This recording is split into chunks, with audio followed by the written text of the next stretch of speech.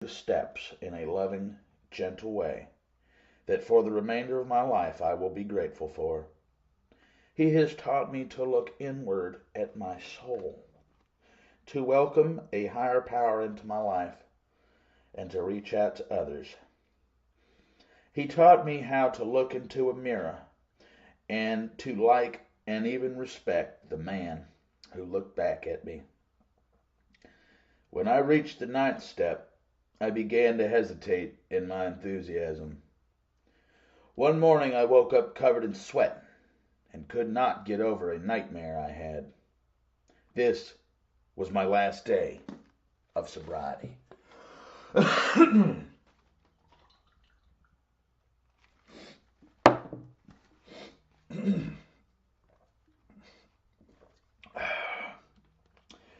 After calling friends and my sponsor, I knew it had to be done. I spent the entire day, more than 8 or 9 hours, going into people's offices and making my amends. Some were thrilled to see me. One woman called the cops. When they arrived, it turned out the policewoman was in AA. The policeman was in AA, and he convinced the woman not to press charges. I even ran into someone who I had thought was dead. So I took a dead guy to lunch and made amends to him also. For the first time I thought and actually felt as if I were a member of Alcoholics Anonymous, with something to share at meetings. When I was 4 years sober, I took a trip back to my home city, one of the very few times since I had left, so many years before the threat of jail time. I made amends to the man I had attempted to kill when I was 15 years old. I visited and made amends to several people who had sat at that Thanksgiving dinner table and had watched me attempt suicide in front of them. I came home exhausted, but knew that I had somehow done the right thing. It is probably no coincidence that the following year, my old friend invited me back for Thanksgiving dinner. AA and the steps of recovery have shown me how to look at events in a different way. I can now understand how some things, which once seemed like major disasters, turned out to be blessings. Certainly, my alcoholism fits that category. I am truly a grateful alcoholic today. I do not regret the past or wish to shut the door on it. Those events that once made me feel ashamed and disgraced now allow me to share with others how to become a useful member of the human race. My disability has not altered that attitude. If anything, it has enhanced it. Long ago, I learned no matter how uncomfortable I was physically, I felt better by getting out of myself and helping someone else. It has also helped to learn how to laugh at myself and to not take myself so seriously. I am aware that I am not the only person on this earth with problems. Through my experiences in general service, AA has shown me how widespread and diverse the program is. I have traveled throughout the United States and even went to Israel for several months a few years ago. While there, I attended meetings and was the secretary to a meeting located in a bomb shelter. Like everyone else, I have good days and bad days. Unlike my attitude while I was still drinking, however, I rarely dread what is going to happen to me today. I have even had the chance to see my father come into AA. We have been to numerous AA conventions together and have shared more with each other in the past few years than we ever had before. I think we are both at peace with our pasts and comfortable with the present.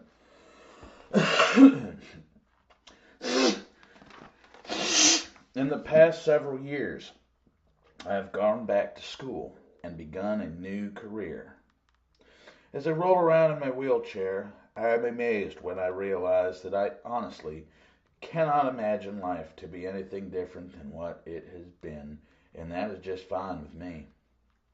The tools of sobriety and recovery in AA are there for me to use in all aspects of my life. And all I ever need is the willingness to do what is in front of me. I am grateful that a drunk like me was fortunate enough to live until I arrived in Alcoholics Anonymous. Well, in a juvenile detention center about 500 miles from home, I received word that my mother was dying of cancer. I was able to get a pass and return home to spend time with her. One evening, my family asked me if I would stay home with my mother and give her the medicine she required to take. I had already had a few drinks and was anxious to get out and party with my friends, but I reluctantly agreed to stay. Self-pity set in, and all I could think of was the good time I could have been having. I got very impatient with Mother, and when she refused to take her medicine, I almost forced it into her mouth. Then I left to join my friends. The next morning I woke up in the county jail, about 100 miles from home. I had attempted a break and enter and was caught by the police. That very evening, as I sat in jail, Mother died. I was allowed out for the funeral, and I still recall how alone I felt. And even when I was with my family, I felt shame and remorse. And for years to come, I believed I was somehow responsible for my mother's death. This incident haunted me for a few years. Alcohol would take it away for a while, but the remorse always returned. I tried to comfort myself by saying that my lifestyle was a part of my destiny, just like many of my other family members, but this did not remove the remorse. I remember only one good thing that happened during this time. As my mother lay dying, I talked to her in the Micmac language. She seemed so happy, and she told me that it sounded beautiful to hear me speaking Micmac. I cherish this memory. I was to meet a young girl and have a son. Proud, I named him after myself, and my drinking slowed down for a little while. One day I promised my son that tomorrow I would take him to the movies. I truly meant it from the bottom of my heart, and I was looking forward to it. The next day I was hungover, and even though I'd promised to go to the movies that afternoon, I took a drink to fix myself up. That drink was followed by many more.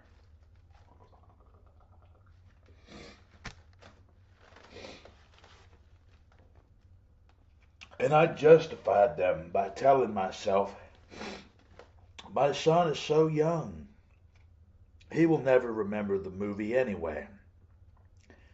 The day after the promised movie, I was guilty and remorseful and felt I was just no good. I faced my son only to hear him talking excitedly about going to a movie. I couldn't say anything, for the movie was no longer playing. I left his mother to explain. The next few years saw me living back in the old home with Father, as my girl had left me, taking my son. My drinking escalated even more, as did the guilt, remorse, and fear. I was hospitalized for dehydration, had a mild stroke, and spent a week in a psychiatric ward and suffered a number of alcoholic seizures. I lost the trust of my family and friends. They simply could not rely on me for anything. I would stop for a while, but I always drank again.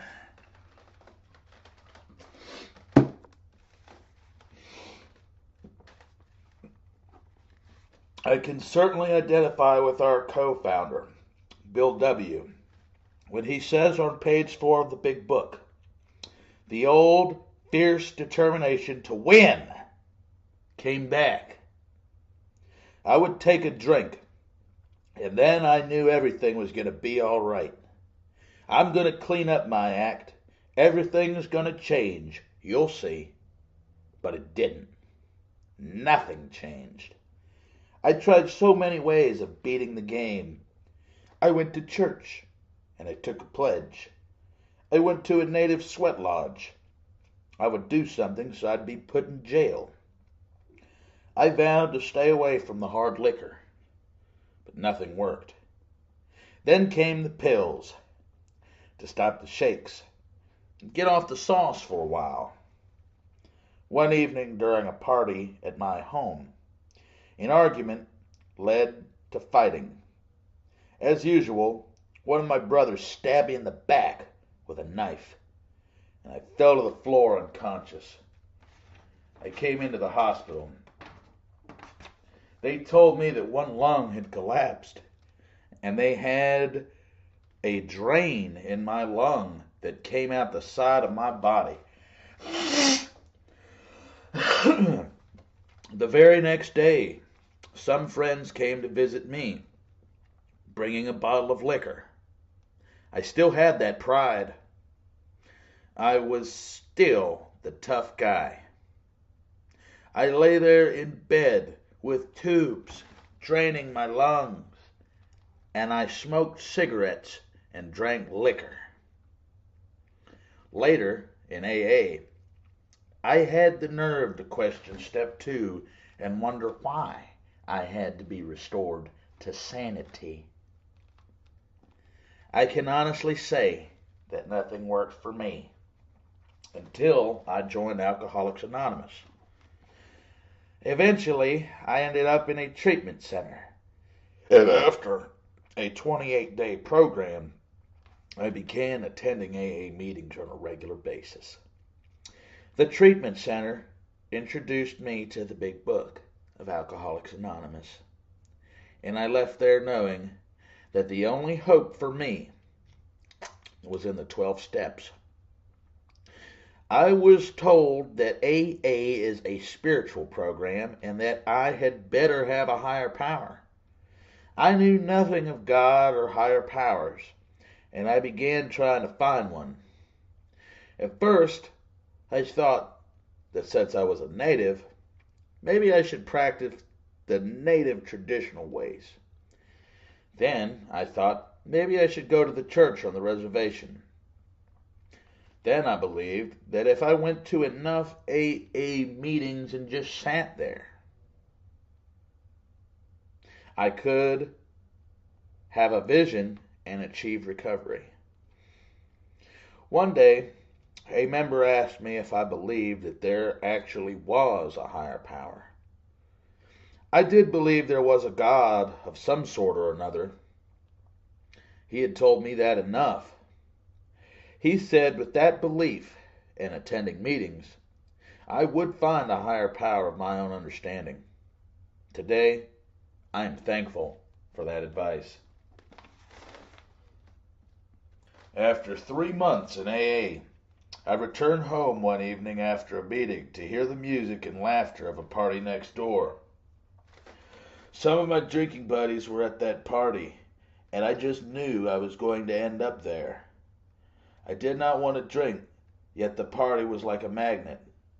I was full of fear as I ran across the street to a paid telephone. I called my sponsor, but there was no answer.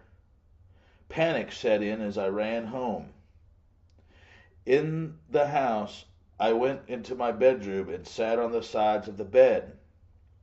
I looked up and said these words, "Well, buddy, I guess there's just you and me." Well, believe it or not, it worked.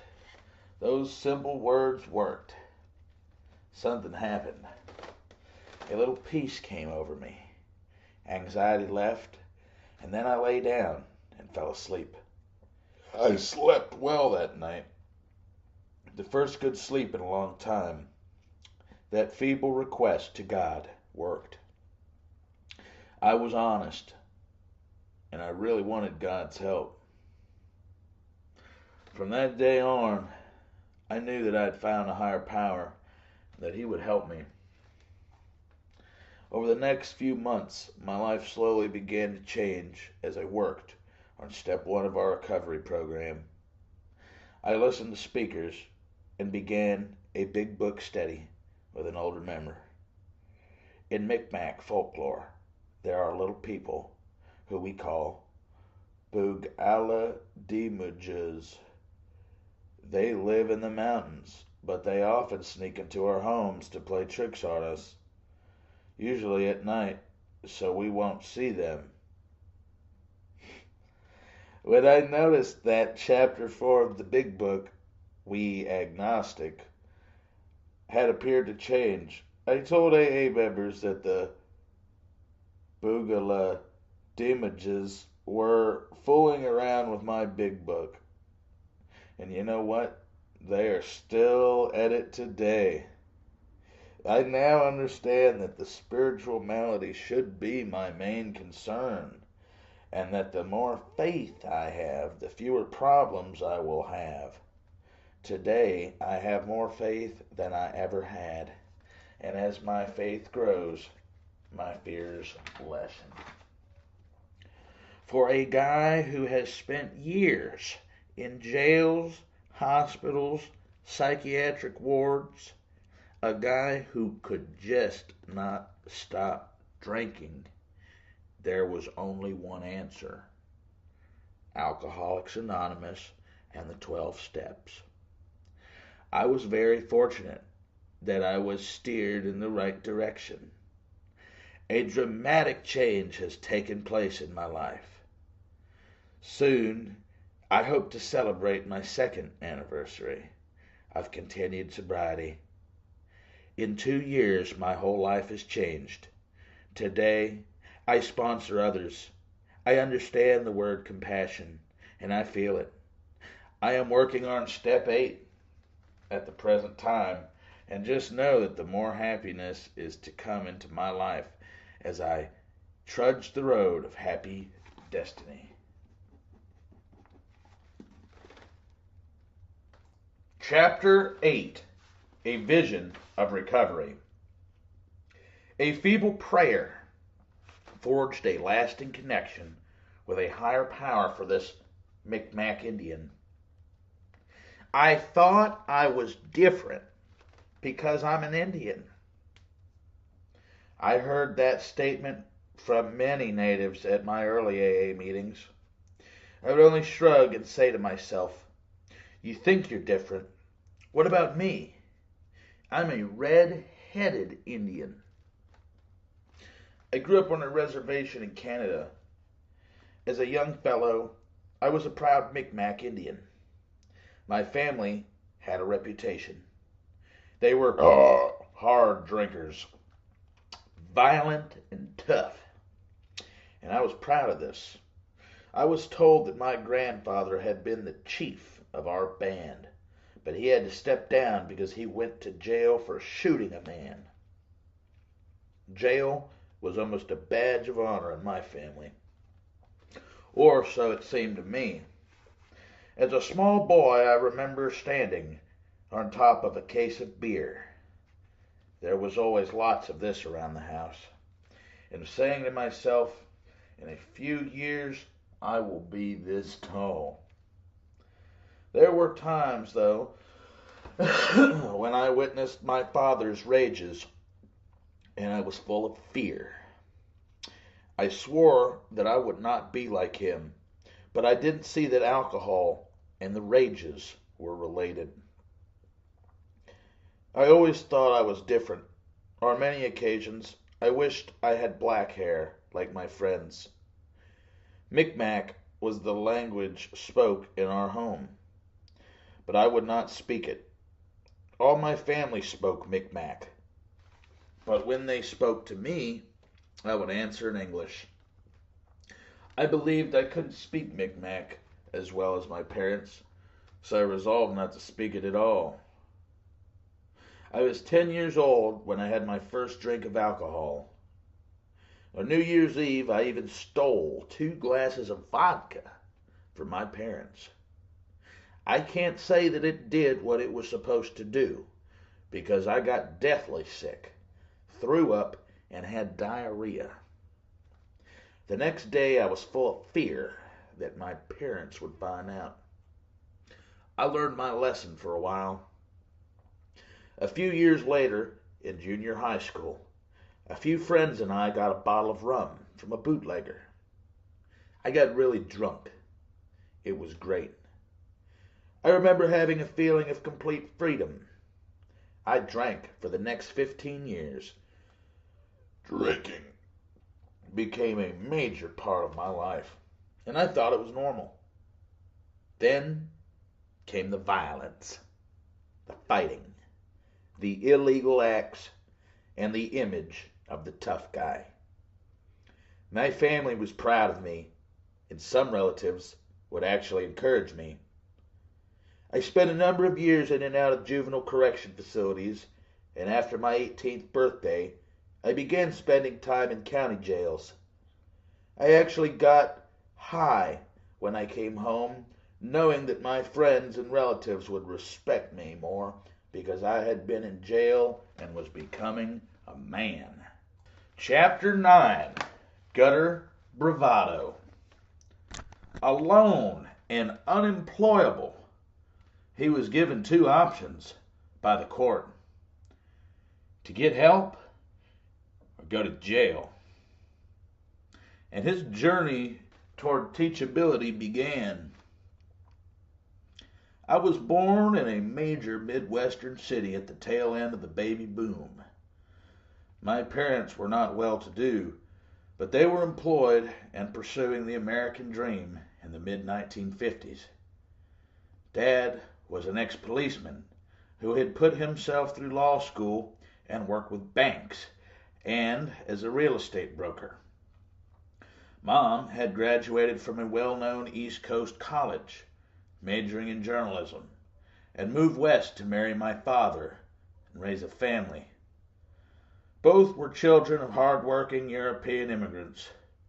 Growing up, my brother and I went to church on Sundays and attended parochial schools. We had plenty to eat and more than just the basic necessities of life. I was a smart but mischievous kid, and at some point I decided it was easier to lie than suffer the consequences of my pranks. Dad was big on law and order, but especially did not like liars. We often had conflicts. Other than this, my early childhood was a relatively happy one. Eventually, my brother went off to college, and I started venturing into the world on my own. I enjoyed my friends and our many adventures.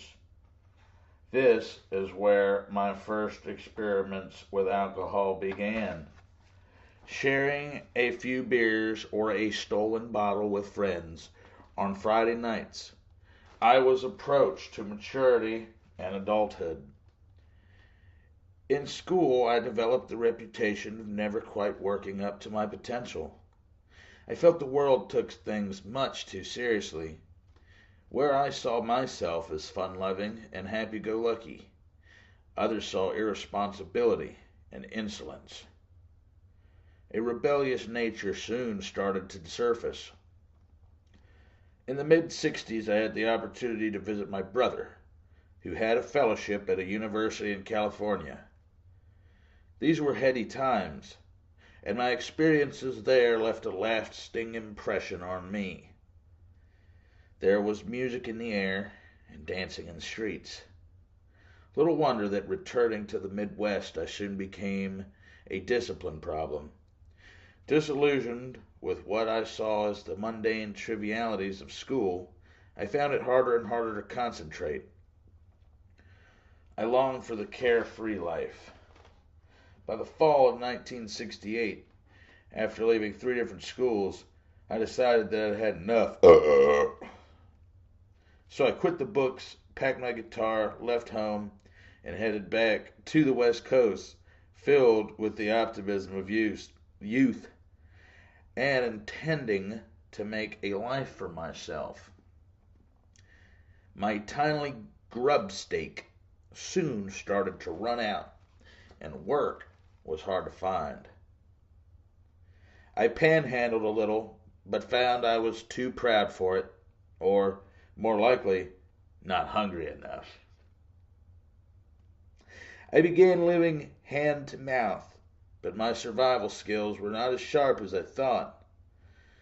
In a warmer weather, I camped in the woods near the coastal highway. The barking of sea lions made it hard to sleep. With winter approaching, I roamed the waterfront and the streets, sleeping in storerooms and seedy hotels, or flopping with migrant farm workers in town for their off-season. What had begun as an adventure was turning into a nightmare. My moments of escape from this uncomfortable reality came when I persuaded someone to share their wine or their vodka. With a drink in me, my confidence returned.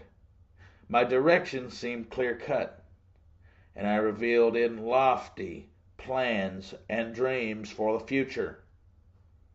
Drinking to escape became as important as eating to survive.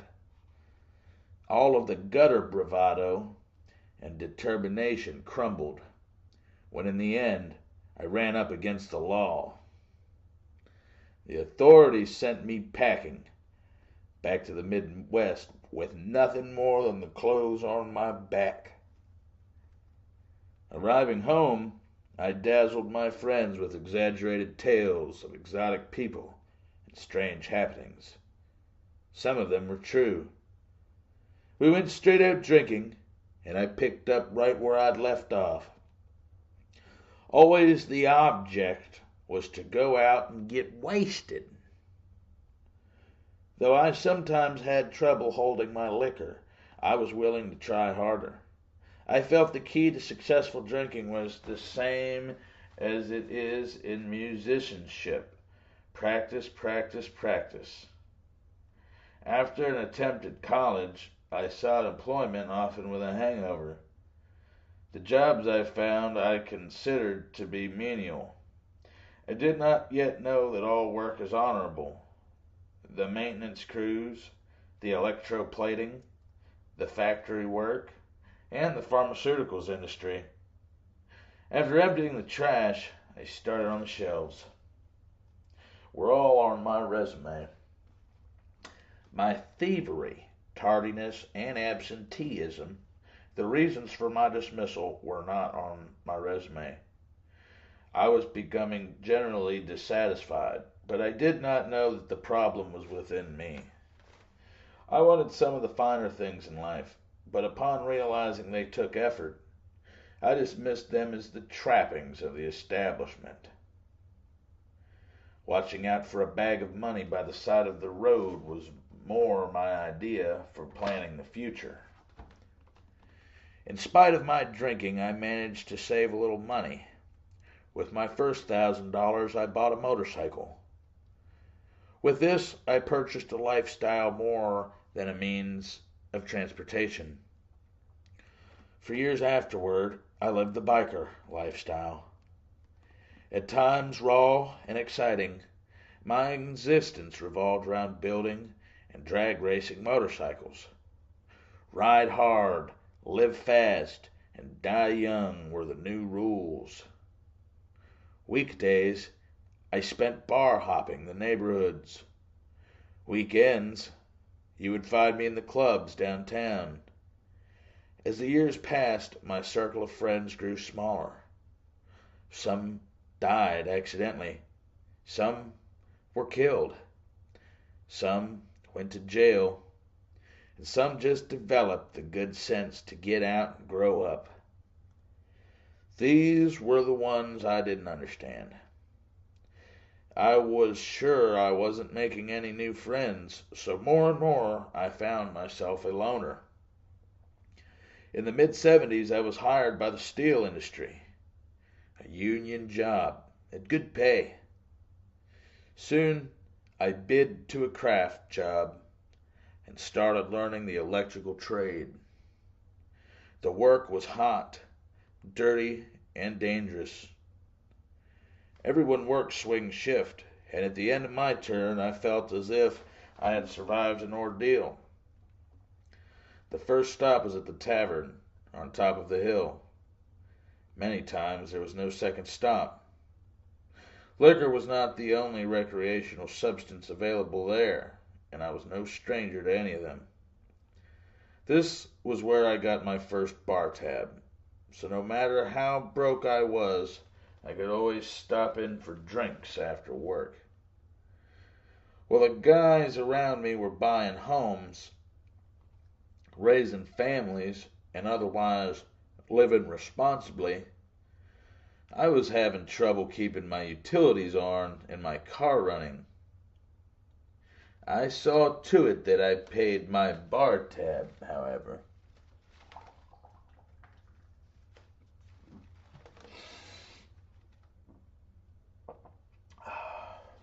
My life became the pursuit of intoxication.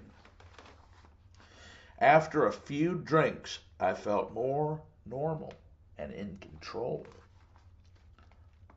I changed from a furtive loner into a party animal. My jokes were funnier. The girls were prettier. I shot better pool. And the jukebox played better tunes. I could look people in the eye and mingle with the best of them. Every so often I took work-related college courses. Spending time with normal people, I began to see how wild I had become. My cherished individualism was turning into isolationism. I had a growing uneasiness that I was in a vicious cycle. I had no friends, no acquaintances. The fact was underscored by the bullet holes in my car, courtesy of one acquaintance I double-crossed. My only sense of relief was in the bottle, but even that was beginning to fail me. My dreams had long since faded. My direction was unclear. My confidence lost, and the drinking would not restore them as it once did. Personal hygiene became an afterthought. There were times when I would try to live without drinking, but it was difficult.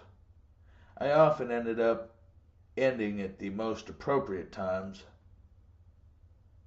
I cleaned up for several occasions, such as holidays, funerals, job interviews, and court dates, only to fail in the final hour, stepping back to the bottle like a rubber band. Planned abstinence was extremely stressful. The downward spiral of my life began making smaller circles. My driving record included many accidents any ticket list that would raise a policeman's eyebrows. When I carried insurance, it was high risk. I grew sneakier and less outwardly defiant. Despite breaking laws routinely for years, I stayed out of big trouble for the most part. A few times they almost had me, but I managed to scam on technicalities or I got yet another break. Finally, an indiscretion committed years earlier came back to haunt me. I was about to have a forced encounter with the federal judicial system. I began to feel like a clown juggling too many balls. Each ball represented a problem I was keeping up in the air. My arms were weary, and I knew I couldn't keep on much longer. But I was not about to give up. My pride and ego wouldn't let me. Bosses, judges, co-workers, lawyers, car notes, bar tabs, loan sharks, utility payments, landlords, my girlfriend, people I had double-crossed. I looked to all these as the source of my problems, while overlooking the most basic problem, my drinking and myself.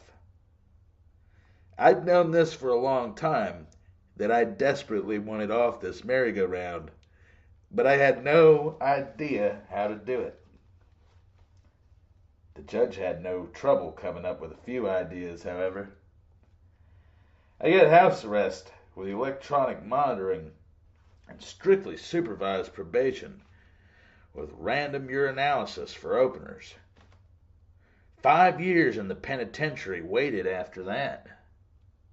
I still played the angles until it became clear to the authorities that I could not live up to the conditions of the probation. It did not matter what the consequences were. I could not drink. And I gave up trying. When the court eventually called me in for my violations, they gave me 2 choices. Get help or go to jail. After careful thought, I decided to choose the first. Now, either they were going to send me someplace or I could send myself. I chose the second, and they gave me a week to make arrangements. Procrastinating to the end, it took me 3. This is when, once again, desperate and cornered, at my lowest, I said the only prayer I still knew. God, help me. If you get me out of this one, I'll never do it again. My life was finally out of control. No longer the party animal. I was broke, and my rent was overdue. I had dirty dishes piled in the sink, and moldy pots on the stove. Bags of garbage and bottles were lined up by the door, and the toilet had stopped. Piles of stolen junk were sitting on the floor, and I had been wearing my clothes much too long. And except for a box of macaroni and cheese or a pot pie, I was not eating. When a knock came at the door, I would run into the bathroom and peep out the window to see who was coming to get me. Not drinking was not an option. But drinking didn't help. Such was my condition as I left the house to check myself into the hospital for my day of reckoning. Outside of being very nervous, I don't remember much about admissions because I was so loaded at the time. After a few hours, I began to feel safer. My apprehension slowly turned to relief. Maybe they could help me after all. I had no idea how sick I was to become. The first 5 of my 17 days in detox were hell. I could do little more than lie in bed. It had been years since I was sober, that long. After a week, I felt a little better and began surveying my surroundings. I started my own counter-evaluations. I found the doctors and nurses to be quite knowledgeable and professional, but I sensed that while they knew a lot about alcoholism, they had learned it in books. They had not lived it. I did not need knowledge. I needed solutions. No one but the hopeless really knew what it felt like to exist without hope. The skeptic in me came out, searching for every loophole and excuse to pick things apart and to divert my attention from my condition. My initial optimism was beginning to waver. Was this all there was? However, there was one man on the staff who seemed different. He seemed very comfortable and at ease, with a bit of a knowing sparkle in his eye. The guy was clearly not as stuffy as the rest, and when he told me his story, I was surprised to find it very similar to mine, only his was no secret. He mentioned being a member of Alcoholics Anonymous. How could it be that he obviously had the respect of the staff after having still lived a life of crime? How could it be that he was a lot like me but had made it back? Here was someone who was sober, yet cool, humble, yet firm in his convictions, serious, but not without a sense of humor. This was one to whom I could relate and maybe even trust. He may have saved my life just by being there, and to this day he doesn't know it. Over the next few days, I was still not talking much, but I was listening and watching. I had learned more about how Alcoholics Anonymous works and met some of its members. I found out it was not something they left at the hospital as they went home. It was a way of life. I found out it was spirituality, not religion. I saw them enjoying themselves, and they all agreed on one thing. If I really wanted to change my life as they had changed theirs, I could, as long as I became willing to do what they said. I became fascinated. Here I was, the scum of the earth. Yet they came to me and invited me to join them. I started to feel that if I was ever going to do something different, I had better do it now. It might be my last chance. After all, I still had to deal with the authorities, and I had nothing to lose by playing along. So I read their book. I started to work their steps, and with the door closed and the lights out, I asked for a little help from a higher power, as they suggested. Finally, they highly recommended that I attend their meetings, especially the first night out. I walked out of there on a sunny afternoon. I was intended to go to a meeting that night, but I also had $10 in my pocket and a reason to celebrate. I was sober for 22 days and I was feeling pretty good about myself. Soon, my old instincts began to take over. Sunny day, $10. Celebrations. Feeling good. Before I knew it, I was walking into the back door of one of my old watering holes. The smell of alcohol hit me when I entered, and my mouth watered. I sat down at the bar. I ordered my usual ginger watch. Couldn't I make it just one day without drinking? At this last question, I realized that yes, since I put it that way, I could probably just make it one day without drinking. Besides, I was going to have a meeting that night, and who knows, they might have breathalyzers there. I put down my dollar, got off that stool, and walked back out the door. After all, I could just drink tomorrow if I wanted to, and that's just what I plan to do. At my first meeting that night, the people fulfilled their responsibility. They made me feel welcome. I met others like me, and it felt good. Maybe this thing was for real. So I went to another meeting, and I got the same feeling. Then another meeting. The tomorrows came and went, and to this day, I still haven't found it necessary to take another drink. That was well over 6 years ago. The meetings gave me what my sponsor likes to call one of the most important words in the big book. AA put a we in my life.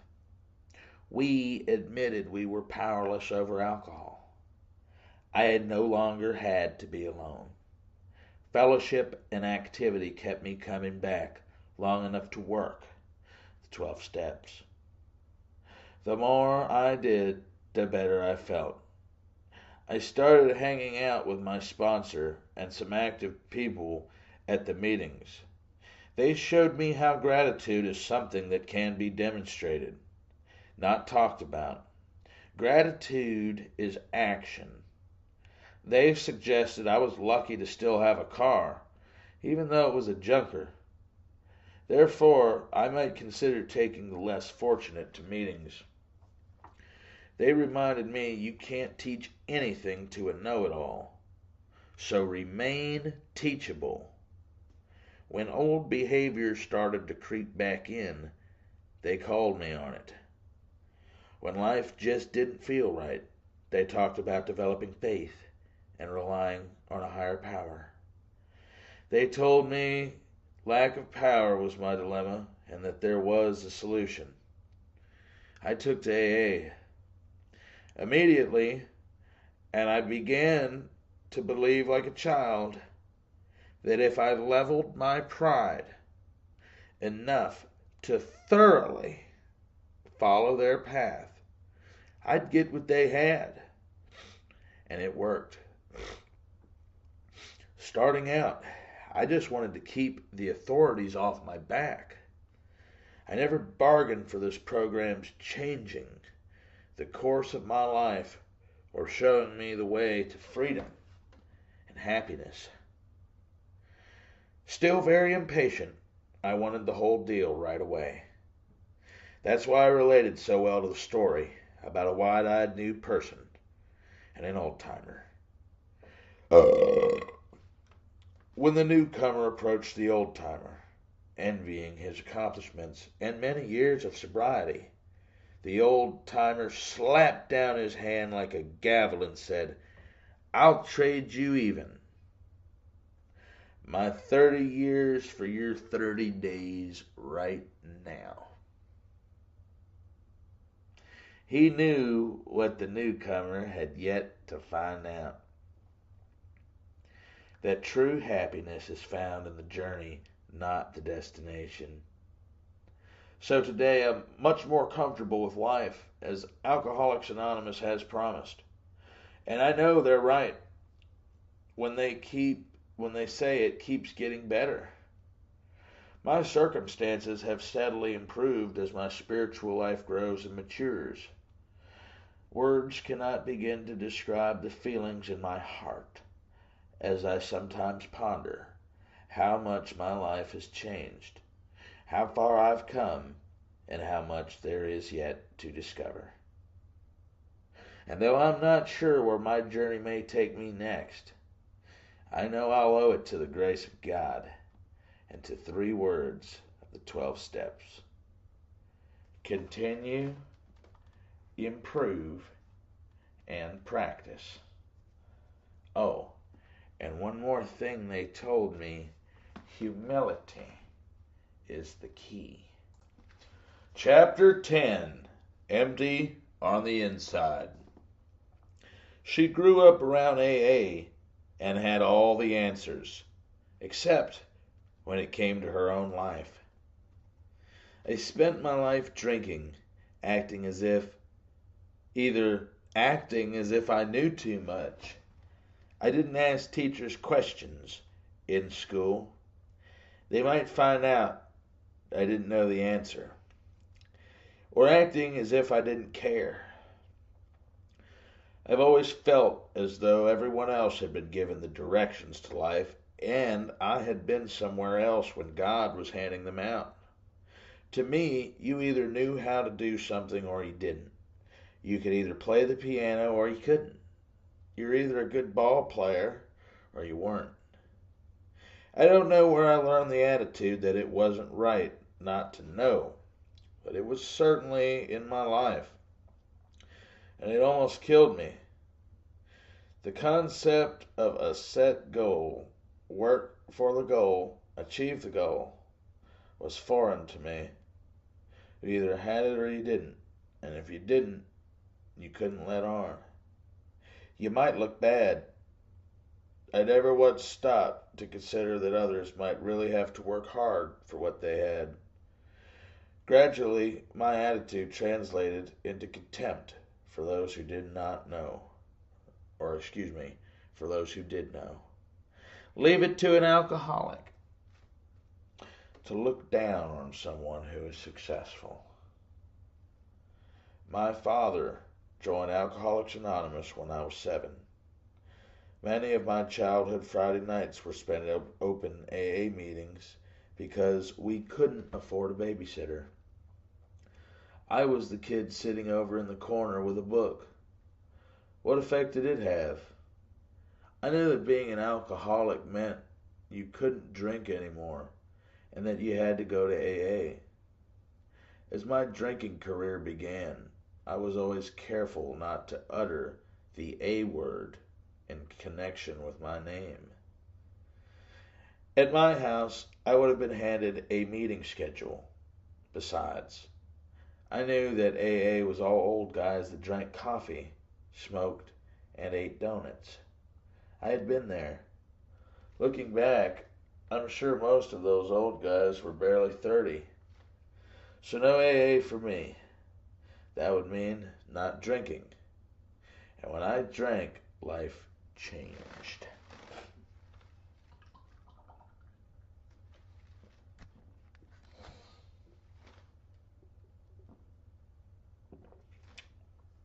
I was 15 at the time when I got drunk. I can tell you where I was, who I was with, and what I was wearing. It was an important day for me.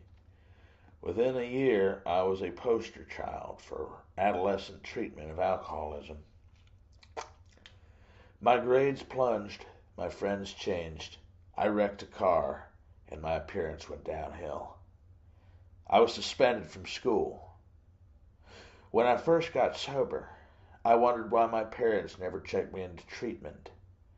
Then I remembered they didn't have an adolescent treatment centers when I was a teen.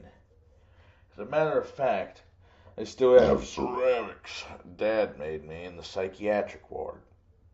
Because when he was drinking, they didn't have treatment centers. I was always ready with a promise to do better, to try harder, to apply myself, to live up to my potential. Potential, now, there's the curse of every budding alcoholic. I managed to graduate somehow and went on to college, where I promptly flunked out. I couldn't make it to class. Hindsight has showed me two reasons for this. First, if someone else had a free period, I'd tag along with them. I thought that I had to be with my friends all the time. I was afraid that if they spent any time without me, they might begin to wonder, why do I hang out with her anyway? They might realize they had a better time without me, and then they might tell other people who would tell other people, and I'd be alone. Second, social conversation was a skill that I never acquired. When I met someone, I felt totally inadequate. To me, when I said, "Hi, my name is," there followed a deafening silence, as if they were thinking, "So? How did people have conversations anyway? How did they meet and then begin to talk as if they had known each other for years?" For me, it was one more thing that wasn't all right not to know. So I kept drinking. When I drank, it didn't matter. It's important to interject here that I love to drink.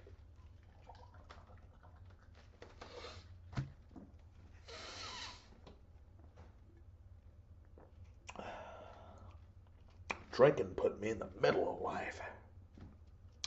I was a social drinker. Drinking made me extremely social. I didn't particularly like drinking with other women. I drank with the big boys. I always had a tremendous capacity for alcohol, and I learned how to shoot an excellent game of pool, which made me quite popular in the local tavern scene. At one point, I even had my own motorcycle. When I read Bill's story in the big book, and he said I had arrived, I knew what he meant. For 14 years, my drinking took me places I never meant to go. First, I moved south. Since I knew the town I grew up in was my problem, I once heard a guy remark in a meeting that there are 3 or 4 states that should just post signs on their borders. This state doesn't work either. I did the things women do. My first marriage was really a one-night stand that lasted 5 years. I certainly couldn't admit that I had made a mistake. We had 2 children, and I wanted out. But to leave would have meant taking responsibility. I just drank until he threw me out. Then it was his fault when the marriage ended. At one point before moving home, I lost a job that meant a lot to me. As the direct result of my drinking, for the first time I went to a meeting of Alcoholics Anonymous and said, "I am an alcoholic." When I had gone to meetings with my dad, I always just said, "I'm with him." I called my father and told him I went to a meeting. Within a week, he mailed me a box containing the book Alcoholics Anonymous, a tape of his AA talk, a couple of meditation books, a copy of 12 Steps and 12 Traditions, and a few other odds and ends. I think he'd been saving up for the day I was willing. So, divorced, I moved back home. Within a year, I was under arrest for child endangerment. I had left my sleeping children home alone and gone to drink. They were removed from my custody and placed with my mother. Then started my rounds of the treatment centers. I could talk a good game. After all, I had grown up with AA. I was one of the counselors asked to talk to other women who were reluctant to leave their kids long enough to go into treatment. I could give the whole speech. We can't be good mothers if we're not sober. The problem was inside. I was relieved that my kids had to live with my mom. It was too hard to be a parent. But I couldn't tell people that. I think they might think I was a bad mom. And I was a bad mom. I was a terrible mom. No, I didn't beat them, and of course, I told them I loved them. But the message my kids got from me was, yes, I love you. Now go away. They had to be practically invisible in their home. I had absolutely nothing to give them emotionally. All they wanted was my love and attention, and my alcoholism robbed me of the ability to give it. I was empty on the inside. While I was in treatment, my dad died, and I inherited almost enough money to kill myself. I got to drink the way because I wanted it to for 2.5 years. I'm sure I got here faster because of it. Near the end, I was living in an attic apartment, and the money was long gone. It was November, cold and gray. When I woke up at 5:30, it was gray outside. Was it 5:30 a.m. or 5:30 p.m.? I couldn't tell. I looked out the window watching people. Were they going to work or coming home? I went back to sleep. When I woke again, it would either be light or dark. Opening my eyes, after what seemed like hours, it was only 5:45 and gray. I was 28 years old.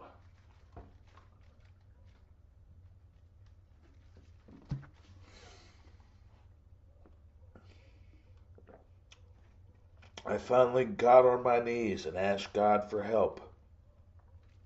I couldn't go on the way I was living and had been in the apartment since August and hadn't bothered to unpack. I wasn't bathing. I couldn't answer my phone. I couldn't show up on weekends to visit my kids. So I prayed. Something I made me go dig through a box, and I found the big book my father had sent me years earlier. I always tell people to buy the hardcover version.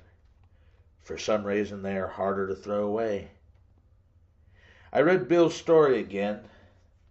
This time, it made sense. This time, I could identify. I slept, holding the book like a teddy bear, and I woke up feeling rested for the first time in months. And I didn't want to drink. I would love to tell you that I have been sober ever since, but that is not the case. I didn't want to drink that day, but I took no action to ensure against it. You see, I believe that we get more than one moment of grace from God, but it is up to us to seize the moment by taking action. But I needed to heed the voice that said, "You may as well drink. You know you're going to." For the next few days, every time I went to my favorite watering hole, I was surrounded by people talking about sobering up. My bartender wanted to quit drinking. The guy and I were shooting pool. We talked about going back to AA. Someone next to me at the bar was talking about being at the local clubhouse for AAs. But I did not stop drinking. Well, I did sort of for a few months, but eventually went on the bender that would end it all. By the end of 2 weeks drinking, nobody was speaking to me. So I headed south, where I was sure they all missed me. There was no homecoming parade. People barely remembered me. And by the end of a week, I was out of money. I couldn't even book a plane ticket home. I had less than $1. And I had one of those hangovers. I knew if I tried to sit in the airport bar long enough for someone to buy me a drink, it would be obvious that was my intent, and my pride couldn't bear the thought of being asked to leave. I briefly considered mugging a little old lady and stealing her purse, but I knew I would end up picking on the one who was still in shape. If there had been one more dollar, I might not be sober today. Once I was drinking. I had always had a plan, but that day, by the grace of God, I was out of plans and didn't have one single better idea. I called Mom, told her where I was, asked her to fly me home. She later told me she almost didn't do it, but she was afraid they'd never see me again. She deposited me at the local detox center, where she told me I could go in or not, but that she was done with me. I was on my own. Detox gave me the same message. I thought they should send me on a treatment center. 30 days of hot meals and rest sounded pretty good to me. But they told me I already knew everything treatment was going to teach me, that I should go do it and save the bed for someone who needed it. I had been sober ever since. I was finally accountable for my own recovery. I was responsible for taking the action. One of my favorite games had always been making it someone else's job to see that I got my work done. That game was over. I never expect to live to see 30. Suddenly, I was 29 and a half and showing no signs of dying anytime soon. I knew it in my heart that I would live whether I drank or not, and that no matter how bad it was, it could always get worse. Some people get sober because they're afraid to die. I knew I'd live, and that was far more terrifying. I'd surrendered. The first night out of detox, I went to a meeting, and the woman speaking commented that alcoholism had taken her to the point where she did not want to work and did not want to care for her daughter. She just wanted to drink. I couldn't believe it. That was me. She became my first sponsor, and I came back. The second night, in what I now call the new guy chair. Second row against the wall. If you sit in back, they know you're new. And if you sit in front, you may have to talk to someone.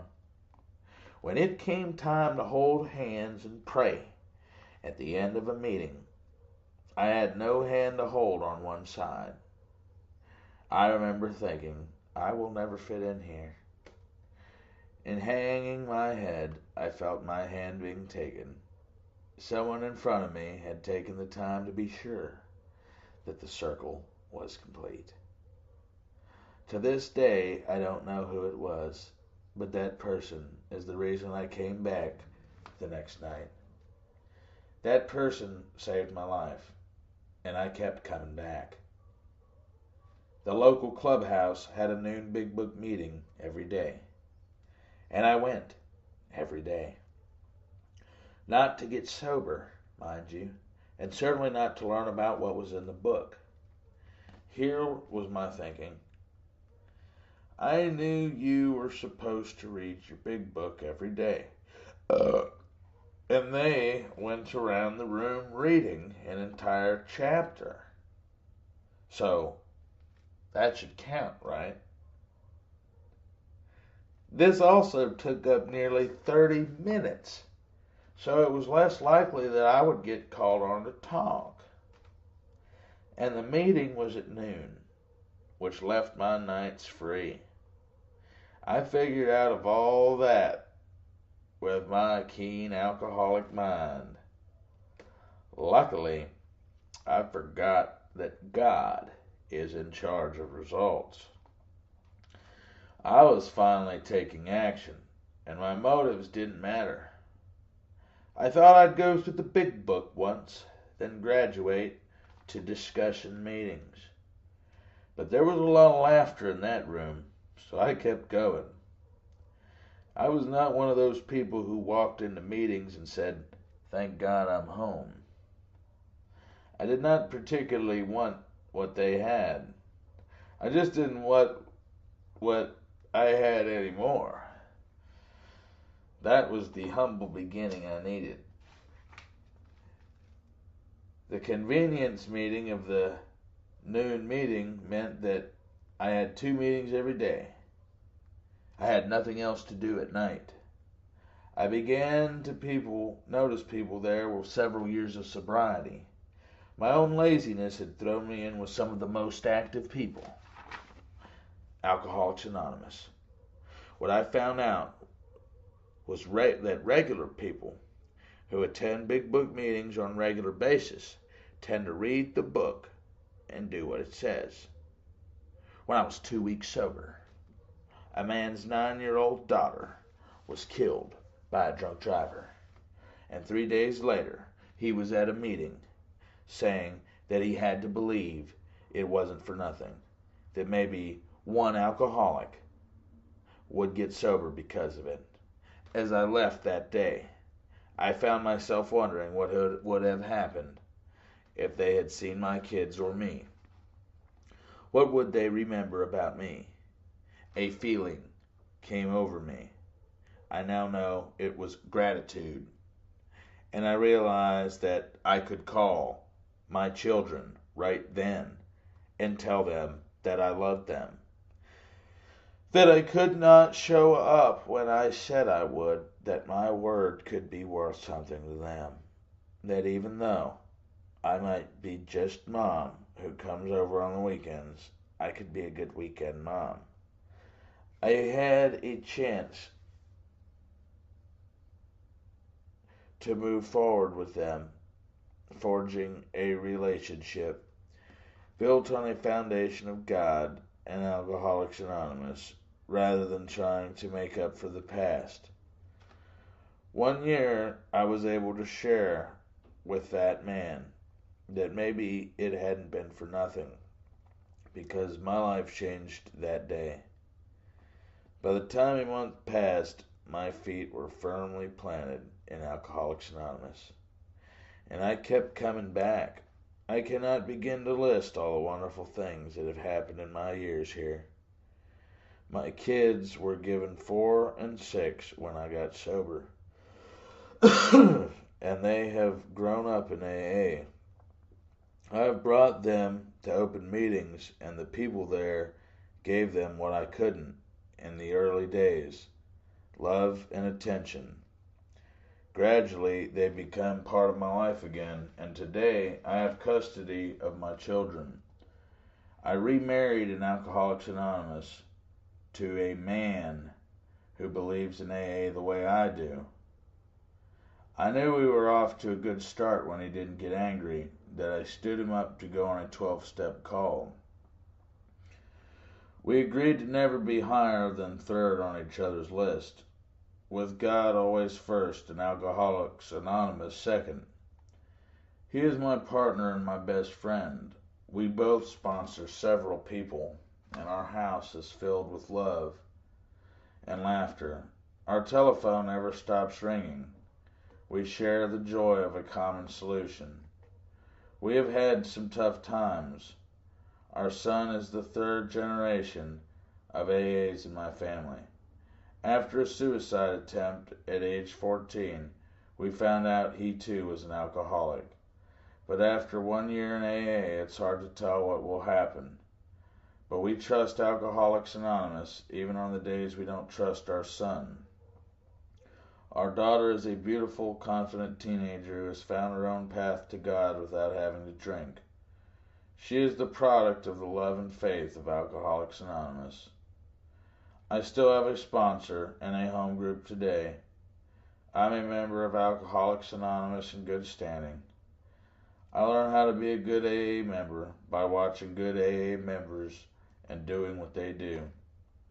I learned how to have a good marriage by watching people with good marriages and doing what they do. I learned how to be a parent by watching good parents and doing what they do. And I finally have the freedom of believing that it is all right not to know. Chapter 11. Grounded. Alcohol clipped this pilot's wings until sobriety and hard work brought him back to the sky. I am an alcoholic. I am part Comanche Indian and grew up poor, but in a loving home, until alcoholism took both of my parents. Then the divorces came, 3 for each parent, and I learned the anger that is such a part of an alcoholic family's life. I vowed I would never be an alcoholic. Active in my Indian community, I saw what the alcohol did there also, and I was repelled and disgusted by it. I graduated from high school at 17 and immediately left to join the Marine Corps. I found a home there, relishing the tough discipline, camaraderie, and esprit de corps. I excelled and was one of 3 who were promoted upon graduation from boot camp. 4.5 years later, I was given an opportunity to go into flight training. Success at the end of the 18-month period would mean pilot wings and an officer's commission. Again, I excelled, although most of my peers had college educations, and fear of failure constantly plagued me. I graduated near the top of my class. I excelled at something else also. Drinking. Was encouraged. The pilot persona was one of hard, gutsy flying with equally hard drinking. And attendance at happy hour was considered a duty. I did not need any encouragement and reveled in the squadron camaraderie, good-natured joking, and competition at these events. 1 year into my training, I reported for the final phase and met a young beauty. I was drunk that night I met her, and she would have nothing to do with me. But I could never have approached her without the false courage that the alcohol had gave me. The next day I saw her again, this time sober, and we began to date. I graduated from flight training on her 20th birthday, and she pinned my gold wings and my second lieutenant bars on me. We were married with 2 weeks. 2 weeks later, we have just celebrated our 35th anniversary, and she is the most wonderful person I could have ever found. We immediately had 2 young sons, and I left to go to war in Vietnam. 13 months later, I returned. I spent 11.5 years total time in the Marine Corps before deciding to get out because of the family separation my military career required. I had seen enough family chaos to know that I could never allow that to occur in my own family. So reluctantly, even painfully, I resigned my commission and joined a major airline. I had gained a reputation in the Marines I was proud of. I had many accomplishments to my credit, a good combat record with decorations, and skill as a pilot. Slowly, I worked my way up within the airline structure and finally became a captain after 20 years. It had been a strife-ridden company, and our family endured some of the tough times. During one of the lengthy labor strikes, we adopted a baby girl. She completed our family nearly half Chippewa Indian. She was a beautiful baby of 17 days when we took her home with us. My drinking continued to escalate, but I did not believe I was any different from my drinking comrades. I was very wrong. I had 2 charges of driving under the influence, years apart, which I wrote off to bad luck, and I paid handsome legal fees to get the charges reduced. This was years before the Federal Aviation Administration began cross-checking drivers' pilots' records against their pilots' licenses. One night, after a hard afternoon and late evening of drinking, I and my 2 fellow flight crew members were arrested. We were charged with violation of federal law that prohibits the common use of a carrier while impaired. It had never been used against airline pilots before. I was devastated. Suddenly, I was thrust into an experience beyond my worst nightmare. At home, I arrived the next day, sick at heart and unable to look my wife in the face. Ashamed and destroyed. I saw 2 doctors that day and was diagnosed as an alcoholic.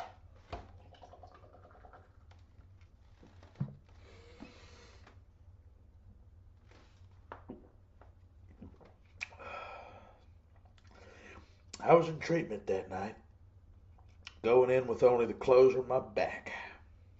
The news media had picked up the story, and it was blared all over the world, on all the major television networks, and my shame and humiliation were beyond words.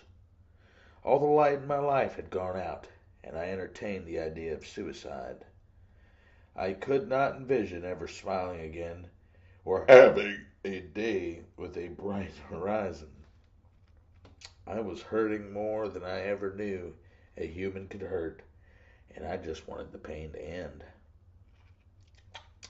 I became notorious in commercial aviation, and the media had a field day with me.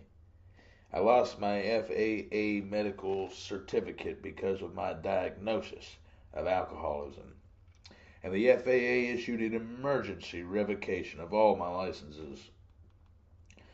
I thought about my parents, now both dead, my Indian people, and all those I had previously considered alcoholics, and I knew I'd become exactly what I vowed I would never become. I learned my career was over via the 6 o'clock news one week after entering treatment. I refused to watch TV, but my fellow patients kept me informed. I was the lead story on the news for weeks.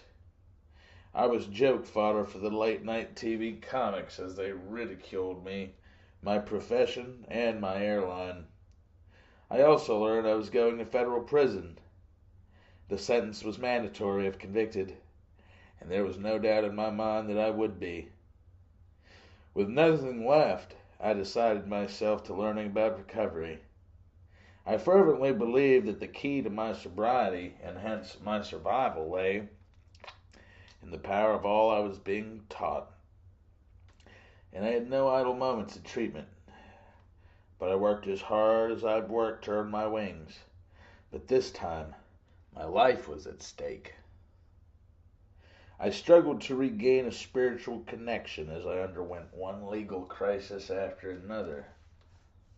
I got out of treatment, determined to complete 90 AA meetings in 90 days, but was afraid my court date would interfere. So I completed my 90 meetings in 60 days, and I went through an intense, media-covered 3 weeks trial. On most evenings after the day in court, I sought refuge in AA meetings and renewed my strength for the coming day. Recovery and all I had learned allowed me to handle things much, much differently than my 2 co-defendants. Many spoke of my serenity throughout this experience of horror, which surprised me. Inside, I did not feel what others seemed to see.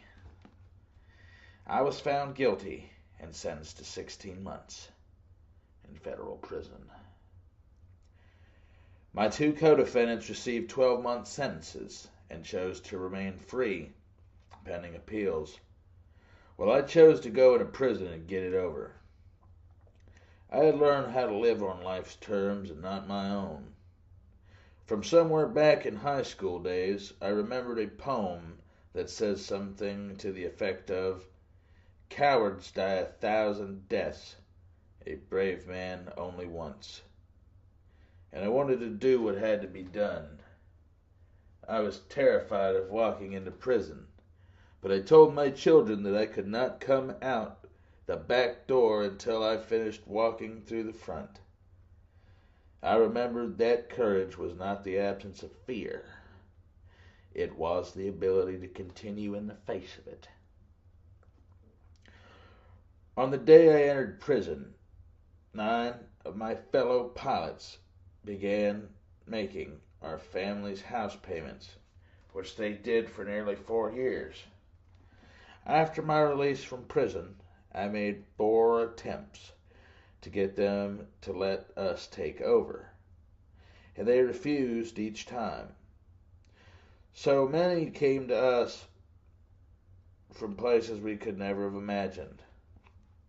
I served 424 days in the federal prison system. I started an AA meeting in prison, which was opposed by the prison administration, and they hassled us weekly as we came together to meet. The weekly meeting was a quiet oasis in the desert, a few moments of sincerity in a prison full of bedlam. My prison term was followed by 3 years of probation, which restricted my travel and had 13 other conditions.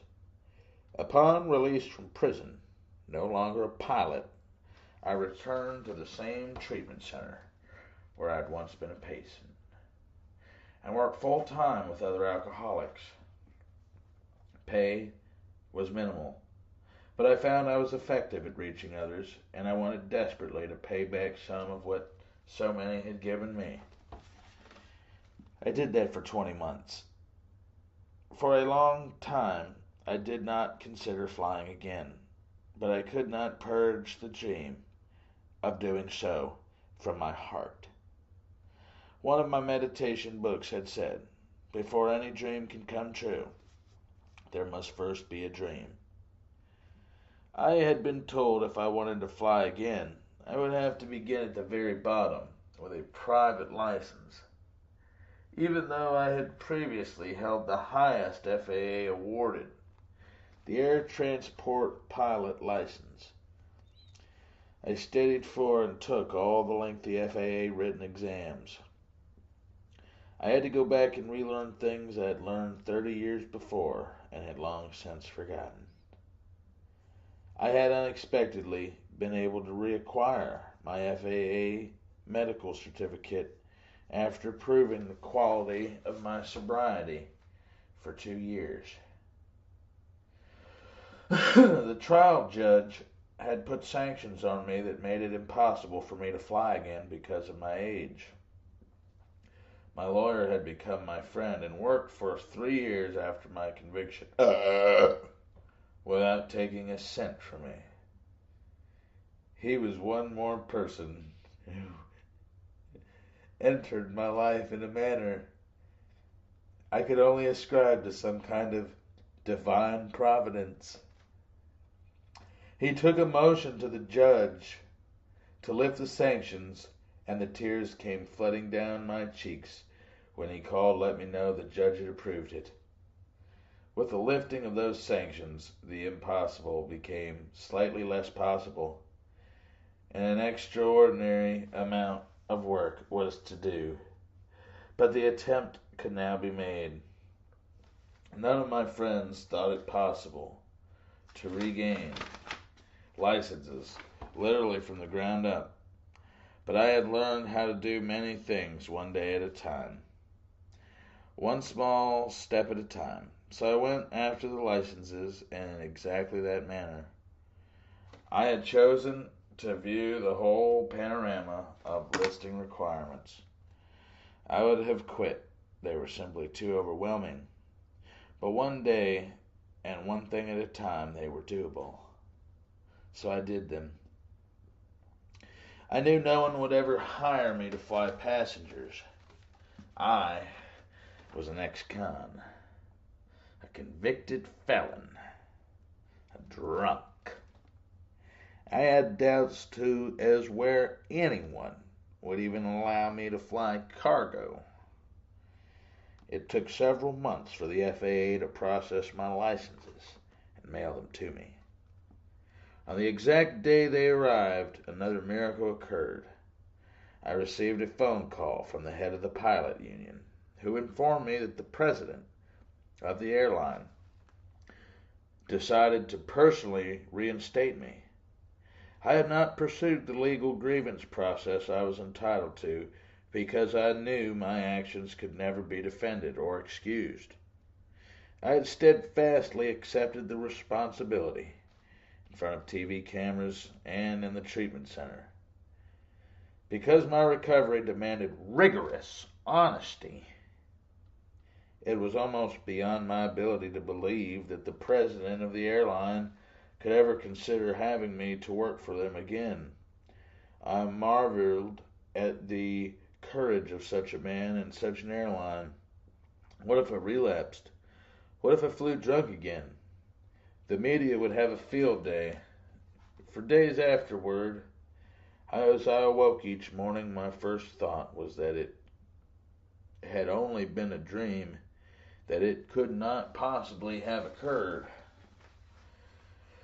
Almost 4 years after my arrest and the explosive devastation of my life, I signed my back to work agreement, restored to full seniority, given the retirement I'd lost, and once again an airline pilot. A large crowd gathered to watch me sign the document. So much had happened in my life.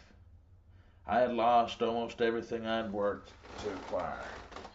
My family had suffered public shame and humiliation. I had been the object of scorn, shame, and disgrace. Yet much more had also happened. Every loss had been replaced with rewards. I had seen the promises of the big book come true in a magnitude I could have never imagined. I had gotten sober. I had regained my family, and we were once again close and loving. I had learned how to use the 12 steps and to live the wonderful program that was founded so many years ago by drunks. It took several years, but I learned to be grateful for my alcoholism and the program of recovery it forced me into.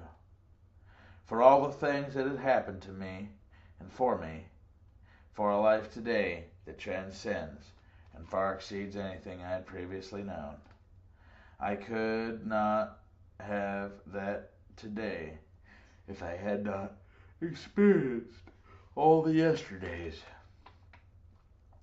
My back to work agreement said I would retire as co-pilot, but the miracles of this program have never ceased for me. And last year, I was notified that the president of my airline had granted my permission for me to once again be a captain. I retired at age 60, and I checked out as a 747 captain, which means my final year at airline concluded in the left seat. The circle, so sacred to Indian people, will once again be completed. I take little credit for all that has happened. I suited up and showed up, but the process of AA, the grace of a loving God, and the help of so many around me, have been far more responsible for all the events in my life.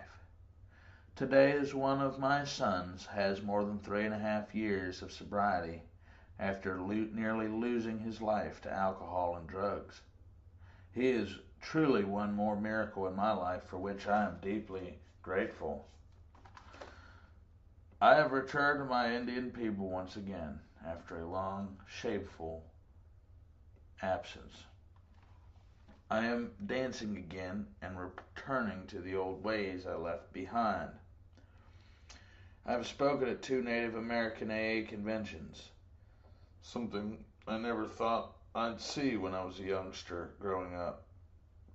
Adversity truly introduces us to ourselves, but we need never deal with our adversities alone as long as we can find another alcoholic in a meeting of Alcoholics Anonymous. Chapter 12, Another Chance. Poor Black, totally ruled by alcohol. She felt shut away from any life worth living. But when she began a prison sentence, a door opened. I am an African American alcoholic. I don't know when I became an alcoholic, but I do believe I always was one because I drank too much often. I always blamed my drinking on being poor or on anything other than the truth. Like that what booze did for me, that when I had a drink, I was as big and held as much as the next person. I would never admit that I was drinking too much or spending money that I should have used to buy food for my 2 little boys. As time went on, I drank more.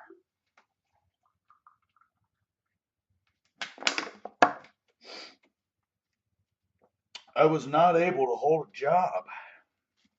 No one wants a drunk around. I was always able to get a boyfriend who had a drinking joint or sold whiskey, but it didn't last long. I would embarrass everyone coming in drunk or passing out. Then it got to the place where I couldn't drink without going in jail. On one of these trips, the judge must have thought I was worth saving, for instead of sending me to jail, he sent me to AA for a month. I went to AA, at least my body went. I hated every minute of it. I couldn't wait until the meeting was over to get a drink. I was afraid to drink before the meetings. I thought if they smelled whiskey on my breath, they'd lock me up. And I couldn't live without the bottle. I hated that the judge sent me to a place with all those drunks. I wasn't an alcoholic. Oh, I might drink too much at times, everyone I knew drank. But I don't remember that any of them ever went to sleep in joints and woke up with no shoes on in the winter, or fell out of chairs. But I did. I don't remember any of them getting put out in the winter because they didn't pay their rent. But to me, whiskey meant more than a home for my sons. Things got so bad, I was afraid to go on the street. So I turned to Mother's Aid. That was one of the worst things that could have happened to an alcoholic woman. I could wait for the mailman each month, like any good mother.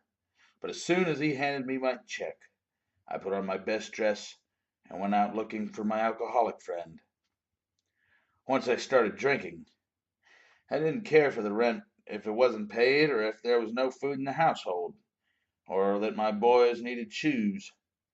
I would stay out until the money was gone. Then I would go home full of remorse and wonder, what was I going to do until I got my next check? In time, I began to go out and forget the way back home. I would wake to find myself in some beat-up rooming house where roaches were crawling all over and everything. There came a time when I couldn't afford whiskey, so I turned to wine. Finally, I got so low down, I was ashamed of my friends seeing me, so I went to the worst joints I could find. If it was daylight, I would go down alleys to make sure no one saw me. I felt that I didn't have anything to live for, so I tried suicide many times. But I'd always wake up in the psychiatric ward to begin another treatment. After a while, I found that the psycho ward was a good place to hide when I had taken something I'd stole at the pawn shop.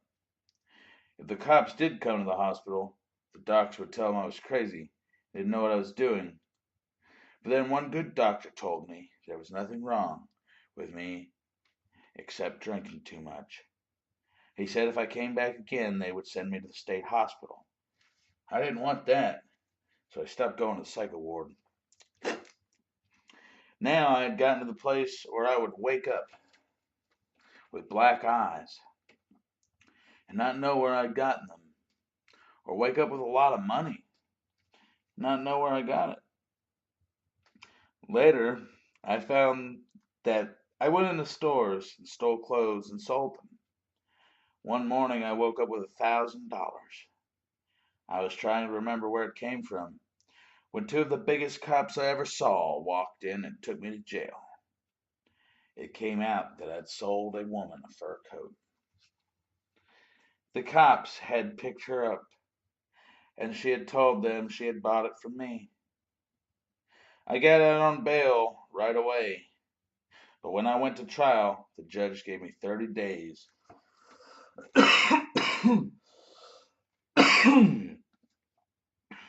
When my 30 days were up, I started back on my rounds. I didn't last long. They tell me I killed a man during that period, but I can't remember anything. It was a total blackout for me. Because I'd been drunk, the judge gave me only a 12-year sentence in prison. By the grace of God, I served only 3 years.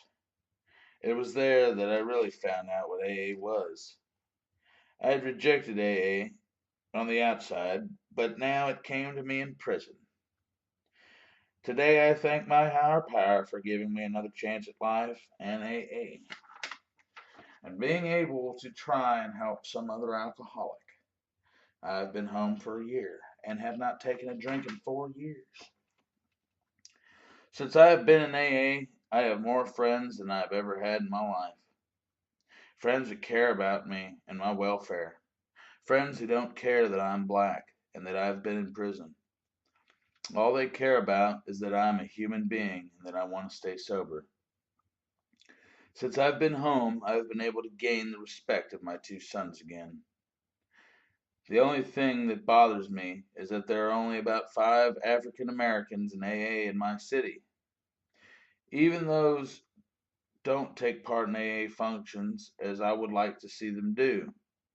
I don't know if it's force of habit or something that keeps them in one place, but I do know that in AA there's still much work to do, and none of us can do it standing still. I do think that some of the African Americans here and other places are afraid to go to other meetings. I just want to say that you don't have to be afraid, because no one at any AA meeting will bite you. There are no color bars in AA. If you give us a try, you will see that we're really human beings, and we will welcome you with open arms and hearts. I'm writing this during an AA convention, where I have spent the weekend with nothing but white people. They haven't eaten me yet. I have not seen a black face but mine since I've been here, and if I didn't look in the mirror, I wouldn't know that I was one of them. That I was black, because these people treat me as one of them, which I am. They haven't eaten me yet. I have not seen a black face but mine since I've been here, and if I didn't look in the mirror, I wouldn't know that I was black, because these people treat me as one of them, which I am. We all have the same sickness, and in helping one another, we're able to stay sober. 13. A late start. It's been 10 years since I retired 7 years since I joined AA. Now I can truly say that I'm a grateful alcoholic. I am a 75-year-old alcoholic. For 55 of those 75 years, I led what is known as a normal middle class life. Alcohol had little part in it as candied yams, nice when there, but unmissed when absent.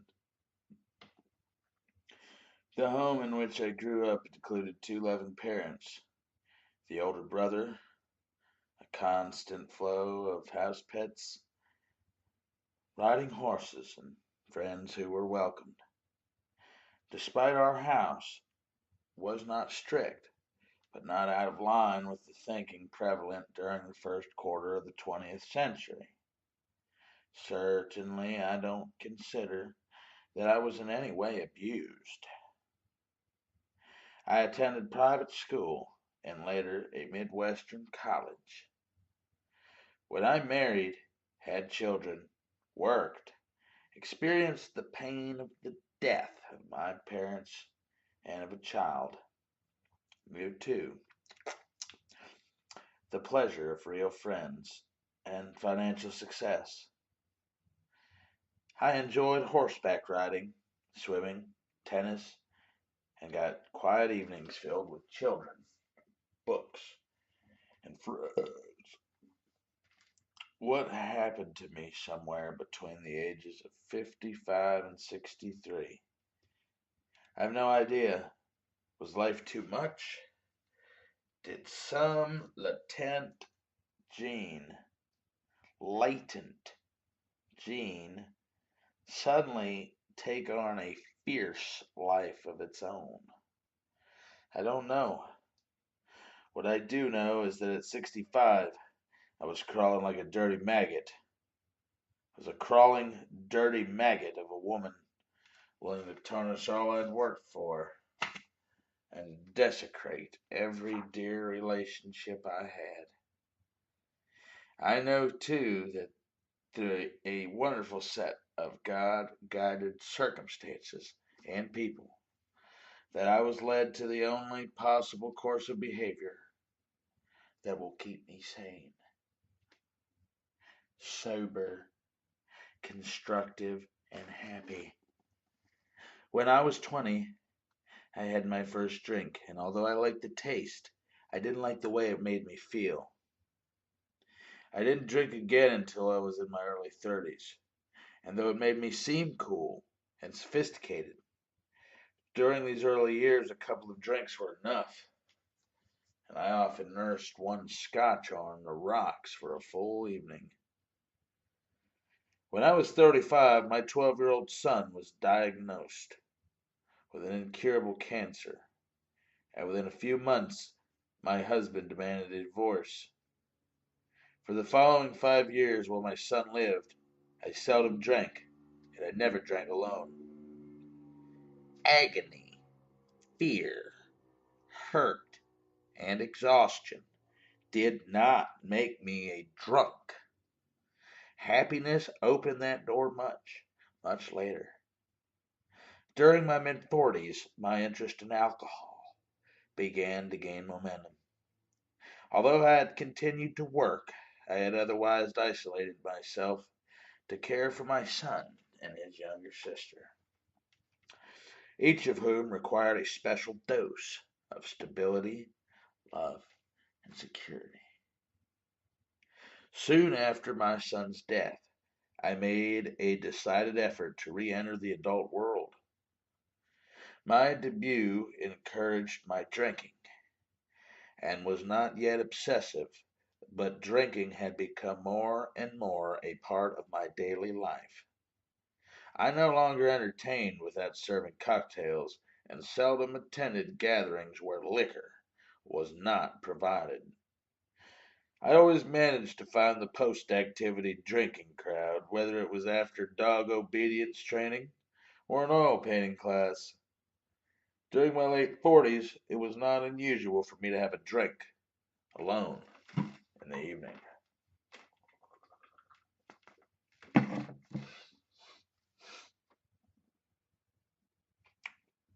Although there were still many days when I didn't drink at all, any event was still an occasion for excessive celebrations,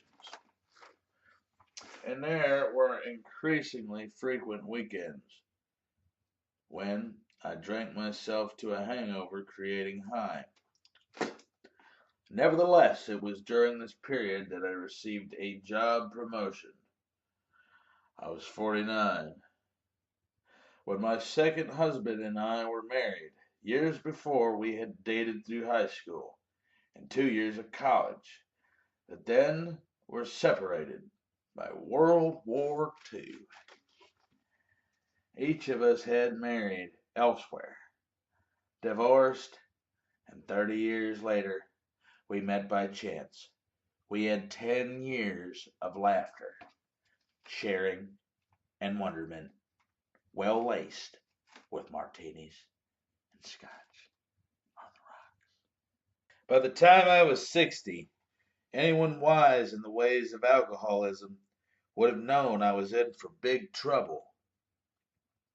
Happy plans dissolved into pouts, arguments began, and meals burned. Hurricanes of anger rushed through our once happy cottage. We agreed we were drinking too much. We tried the switch technique, the time control schedule, the drink only on weekends ploy. Nothing worked. Between us, we were badly damaging our budget. My husband lost his job, and then, for 2 harrowing years, I watched him die of alcoholism. But I learned nothing from his death, and my drinking escalated as I bottle fed my sorrow.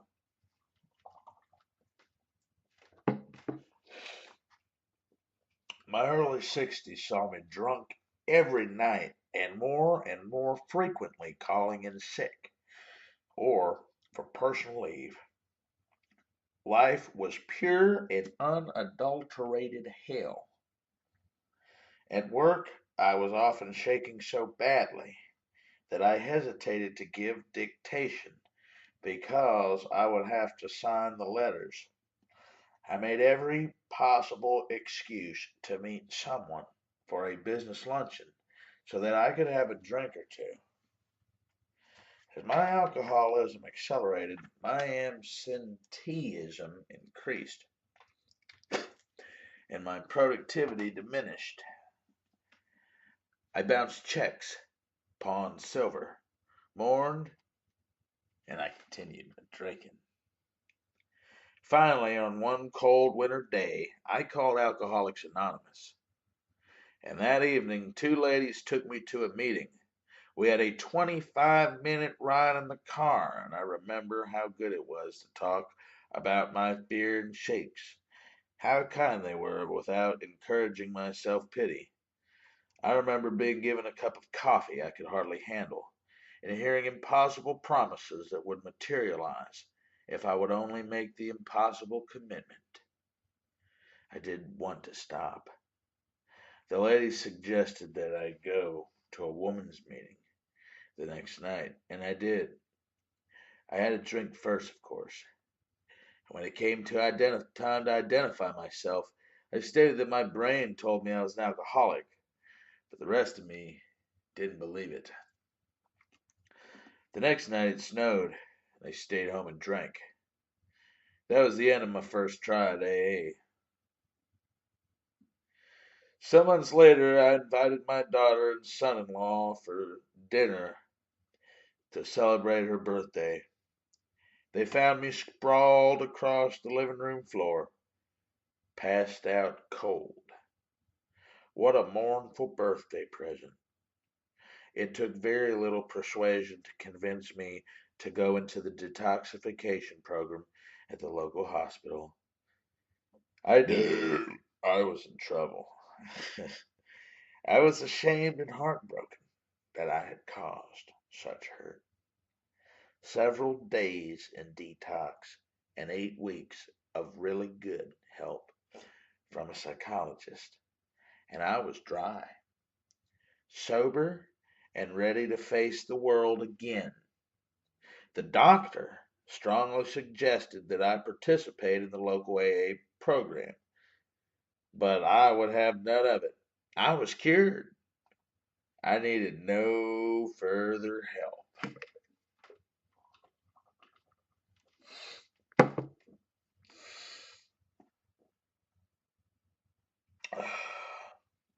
A year and a half later, I retired.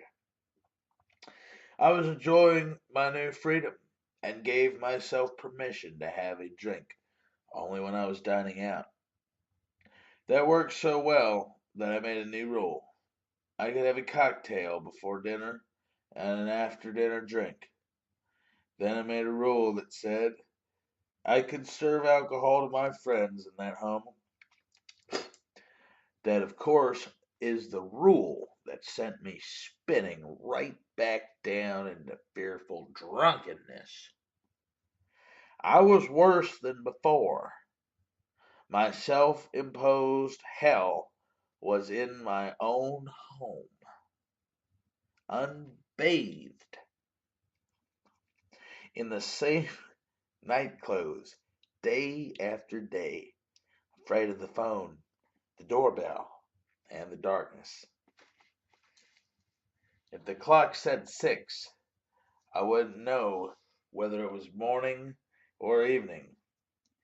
Days ran into each other in agonizing blur.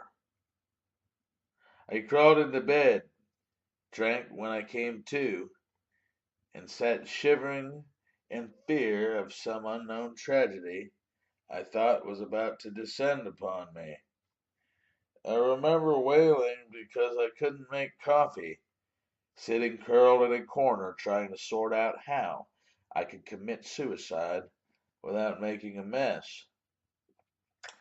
I might have tried, but I was afraid no one would find me before I started to stink. Once again, my daughter came to my rescue, and I checked into the detox program at the hospital. This time, I was there for 10 days. During that time, AA meetings were made available at the hospital. I was genuinely touched by the fact that they were led by a young man in a leg cast and on crutches, especially when I realized that he'd come in as a volunteer. And twice before I left, I was given a leave of absence to attend local AA meetings. Others have stated that they eagerly embraced the AA program. Unlike them, I did not enter the rooms willingly, nor did I find myself immediately at home. However, I had no other option. There was no escape route that I had not tried, none that had not led to another failure.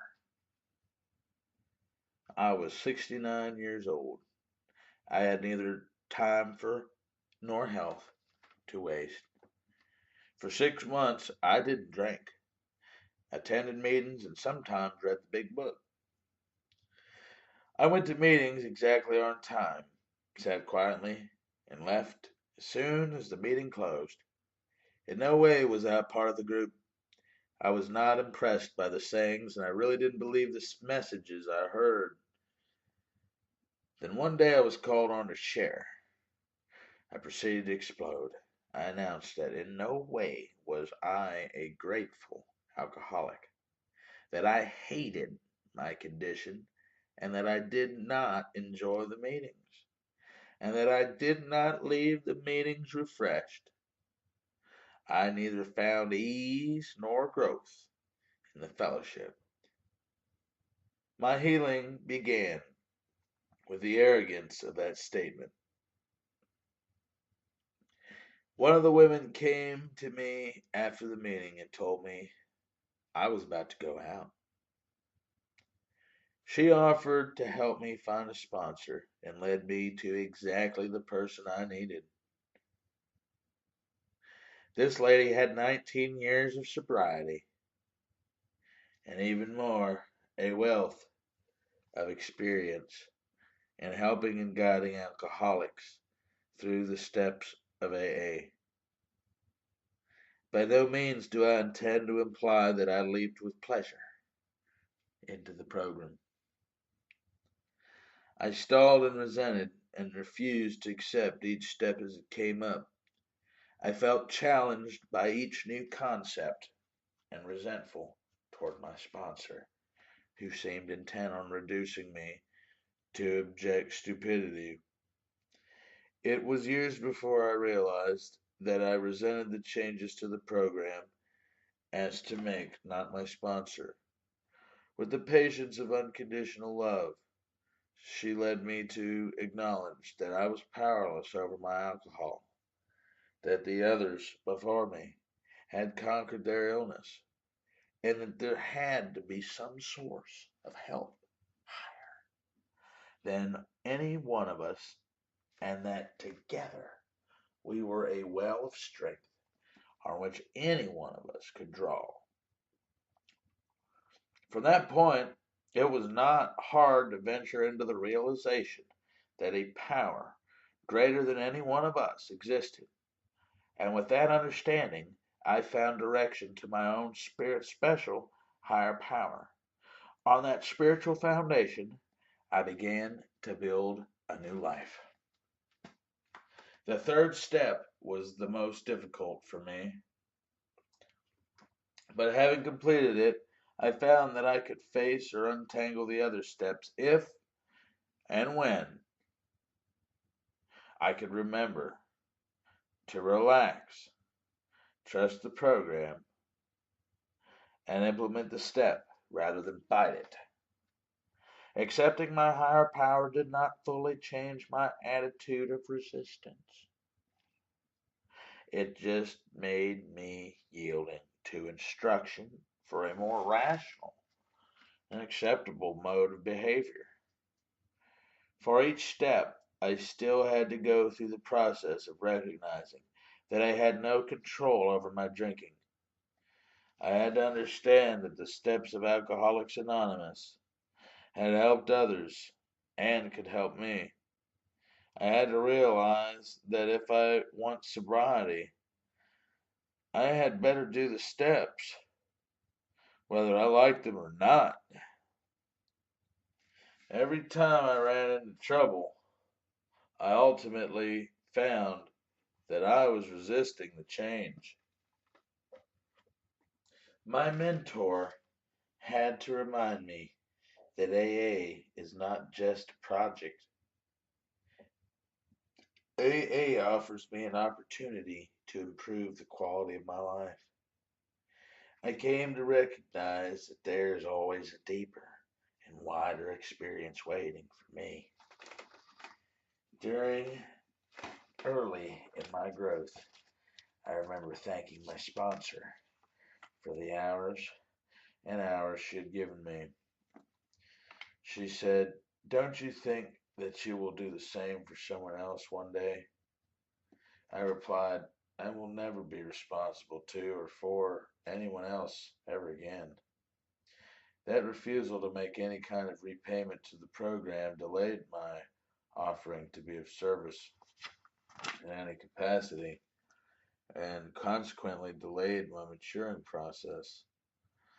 Not until 2 years had passed was I willing to act as a group secretary. It was 4 years before I was willing to sponsor anyone. Today, it is with real gratitude that I am allowed into the lives of a few women. My own understanding is broadened and am deepened by their influence in my life. As the newcomer and I examine each step, both she and I receive the new insight and find an additional facet of this jewel of sobriety. I'm now to be a part of the fellowship that showed me the path up and out of hell. Now I'm eager to share my experience with others, have shared theirs with me. Small miracles keep offering new opportunities just when I need change and growth. New friends have shown me hidden truths in those things that I once found so shallow.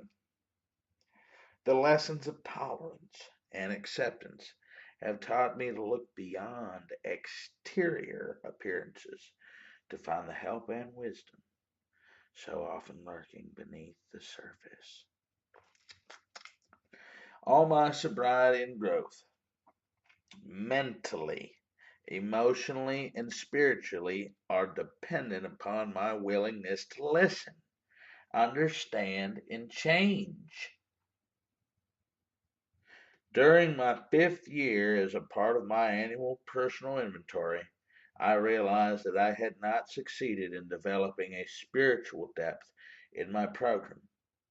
I had accepted what I was taught, but had not gone in search of the private growth that I saw in others. I watched for and found people who take the program with them as they live, work, and play in the real world. Through their leadership, by precept and example, I am finding the daily excitement essential to my development as a person and to my contact with my higher power. I approached Alcoholics Anonymous with fear and hesitation. Then, urged by the dread of what has behind me, I took tiny, delicate steps onto this new path. When I found the footing was firm, each tentative move brought me a little nearer to trust. Confidence grew, faith in my higher power expanded, and I came to recognize a light that I had not known existed. Something within me shifted and welcomed a new source of strength, understanding, tolerance, and love. That selfish, withdrawn woman who announced that she would never again be responsible to or for anyone ever again, now finds sincere warmth in just being available. I count it as a privilege to help another drunk. It's been 10 years since I retired, 7 years since I joined AA. Now I can truly say I'm a grateful alcoholic. Had I not become a drunk, I would have become another sober, but sad statistic. At 75, I would be a lonely, unproductive old woman, watching TV, doing needlepoint in my home, without friends, and sinking further into an old age, depression. As it is, AA has filled my days with friends, laughter, and growth, and the feeling of worth that is rooted in constructive activity. My faith is, and in contact with my higher power, shines more brightly than I dreamed it could. Those promises I thought were impossible are a viable force in my life. I am free to laugh all of my laughter, free to trust and be trusted, free to both give and receive help. I am free from shame and regret, free to learn and grow and work. I have left that lonely, frightening, painful express train through hell. I have accepted the gift of a safer, happier journey through life. Freedom from bondage. Chapter 14. Young when she joined, this AA believes her serious drinking was the result of even deeper defects. Here, she tells you how she was set free. The mental twists.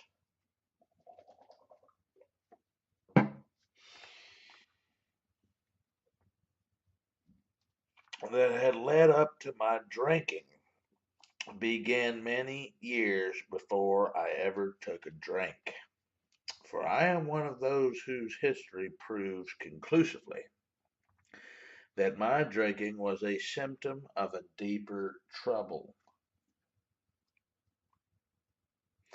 Though my emotions and efforts to get down the causes and conditions, I stand convinced that my emotional illness had been present from my earliest recollection.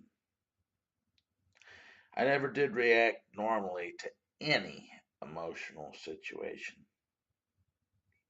The medical profession would probably tell me I was conditioned for alcoholism by the things that happened to me in my childhood.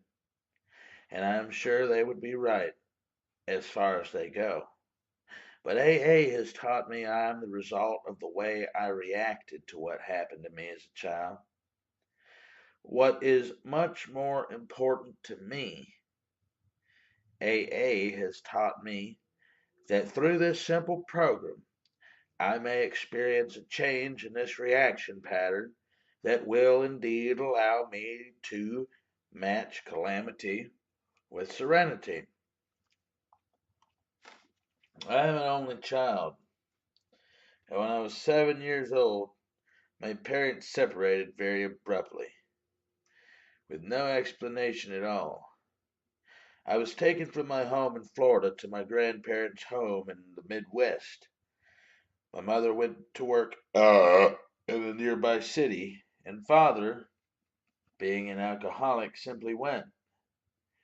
My grandparents were strangers to me, and I remember being lonely, terrified, and hurt. In the time I concluded that the reason I was hurt, and because I loved my parents, and I concluded too that if I never allowed myself to love anybody or anything, I could never be hurt again. It became second nature for me to remove myself from anything or anyone I found myself growing fond of. I grew up believing that one had to be totally self-sufficient, for one never dared to depend on another human being. I thought that life was pretty simple. You simply made a plan for your life, based upon what you wanted, and then, when you needed only the courage to go after it. In my late teens, I became aware of emotions I'd not counted on: restlessness, anxiety, fear, and insecurity. The only kind of security I knew anything about at all at that time was material security, and I decided that all these intruders would vanish immediately if I only had a lot of money. The solution seemed very simple. With cold calculation, I set about to marry a fortune, and I did. The only thing this changed, however, was my surroundings. It was soon apparent that I could have the same uncomfortable emotions with an unlimited checking account, that I could work and count on a working girl's salary. It was impossible for me to say at this point, maybe there's something wrong with my philosophy. And I certainly couldn't say, maybe there's something wrong with me. It was not difficult for me to convince myself that my happiness was the fault of the man I had married. I divorced him at the end of a year. I was married and divorced again before I was 23 years old, and this time a prominent band leader, a man whom many women wanted. I thought this would give me ego strength, make me feel wanted and secure, and alleviate my fears. But again, nothing changed inside me. The importance of all of this lies in the fact that at 23, I was just as sick as I was at 33, and when I came into AA. But at that time, apparently, I had no place to go because I had no drinking problem. I had been able to explain to psychiatrists the feelings of futility, loneliness, and lack of purpose that had come with my deep sense of personal failure at the second divorce. I seriously doubt that a good doctor could have convinced me that my basic problem was a spiritual hunger. But AA has shown me this truth, and if I had been able to turn to the church at that time, I'm sure they could not have convinced me my sickness was within myself. Nor could they have shown me that the need for self-analysis that AA has shown me, or as vital as if I am to survive. So I had no place to go, or so it seemed to me. I wasn't afraid of anything or anyone after I learned about drinking. It seemed right from the beginning that with liquor I could always retire to my little private world where no one could get me.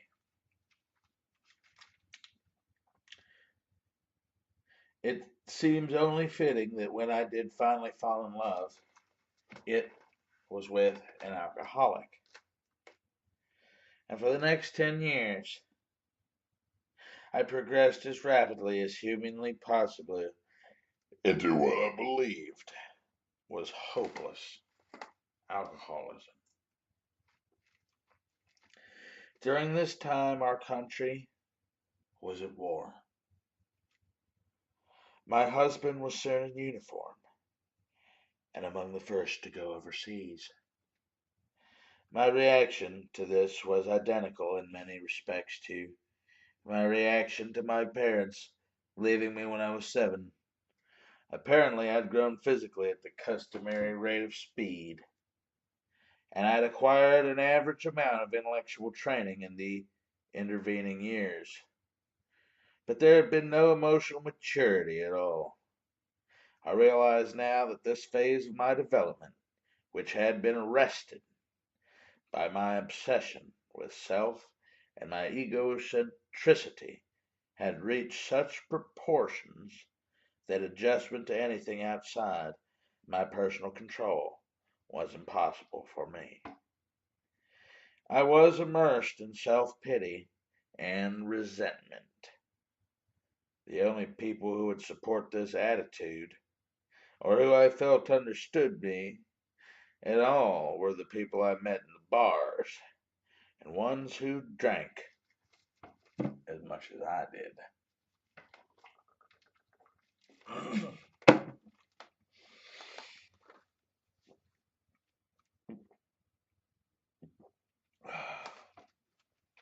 It became more and more necessary to escape from myself, for my remorse and shame and humiliation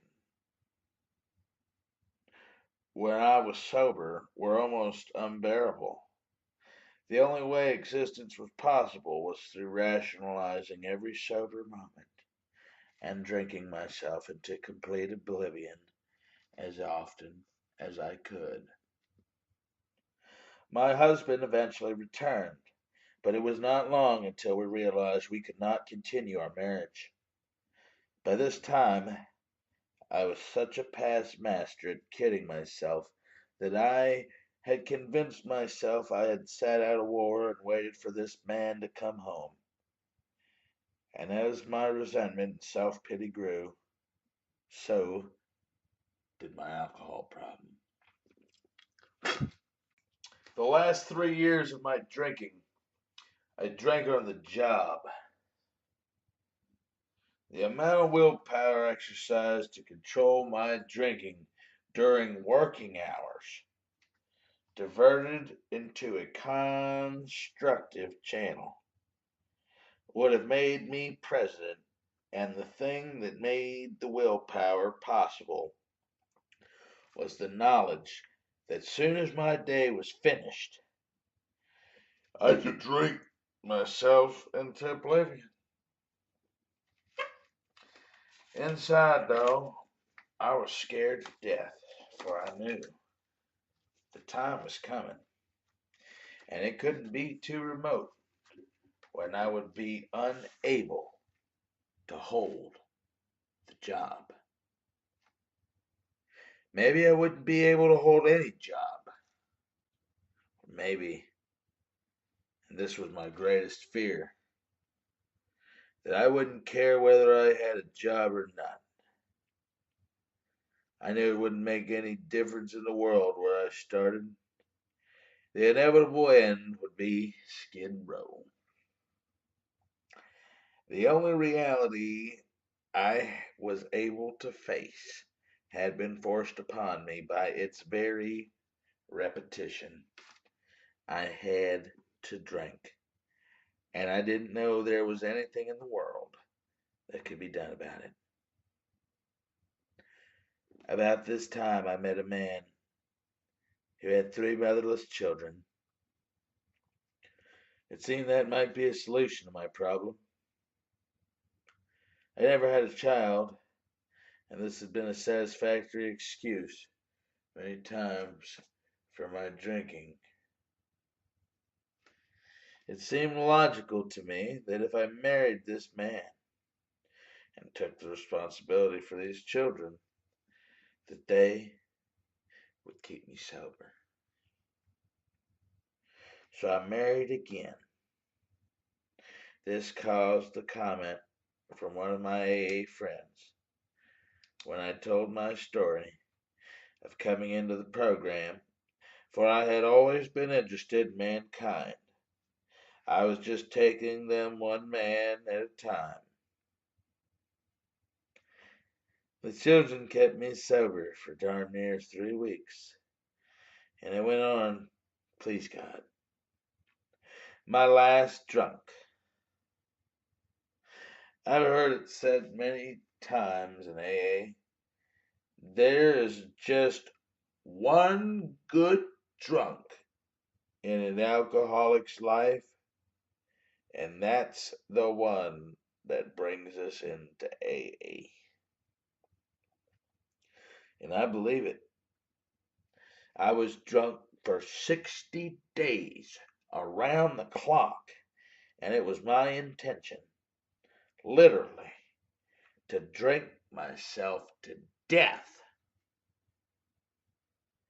I went to jail for the second time during this period for being drunk in an automobile.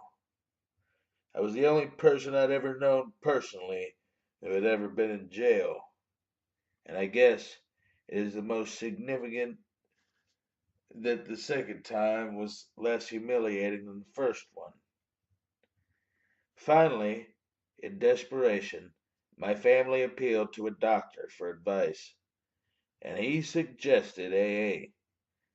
The people who came knew immediately I was in no condition to absorb anything of the program. I was put in a sanitarium to be defogged so that I could make a sober decision about this for myself. It was here that I realized for the first time, as a practicing alcoholic,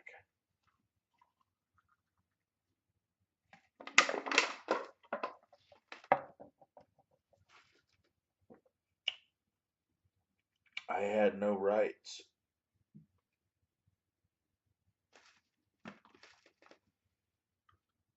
Society can do anything it chooses to do to me when I'm drunk, and I can't lift a finger to stop it, for I forfeit the rights through the simple expedient of becoming to a menace to myself and the people around me. With shame came the counsel and the knowledge, too, that I had lived with no sense of social obligation, nor had I known the meaning of moral responsibility to my fellow man. I attended my first AA meeting 8 years ago, and it is with deep gratitude that I'm able to say I've not had a drink since that time, and that I take no sedation or narcotics. For this program to me, is one of complete sobriety. I no longer need to escape reality. One of the truly great things AA has taught me is that reality has two sides. I had only known the grim side before the program, but now I had a chance to learn about the pleasant side as well. The AA members who sponsored me told me in the beginning that I would not only find a way to live without having a drink, but that if I would find a way to live without wanting to drink, if I would know how to do these simple things, they said, if you want to know how this program works, take the first word of your question. The H is for honesty, and the O is for open-mindedness.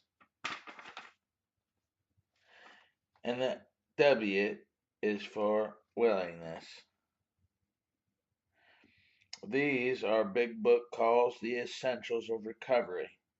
They suggested that I study the AA book and try to take the 12 steps according to the explanation in the book, for it was their opinion that the application of these principles in our daily lives will get us sober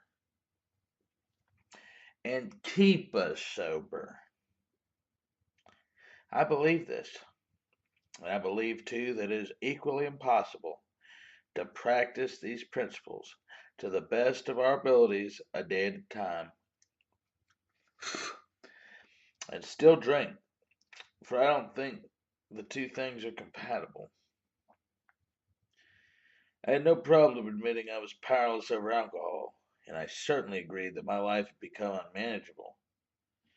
I had only to reflect on the contrast between the plans I had made so many years ago for my life with what happened to know I couldn't manage my life drunk or sober. AA had taught me that willingness to believe was enough for a beginning.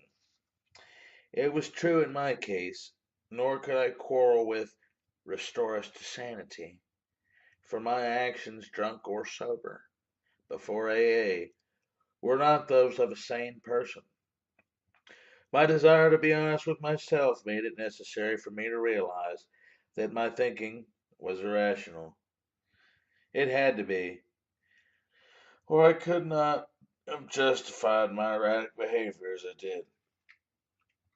I have been benefited from a dictionary of definition that I found that reads, rationalization is giving a socially acceptable reason for a socially unacceptable behavior. And a socially unacceptable behavior is a form of insanity. AA has given me the serenity of purpose and the opportunity to be of service to God and to the people around me. And I am serene in the infallibility of these principles that provide the fulfillment of my purpose.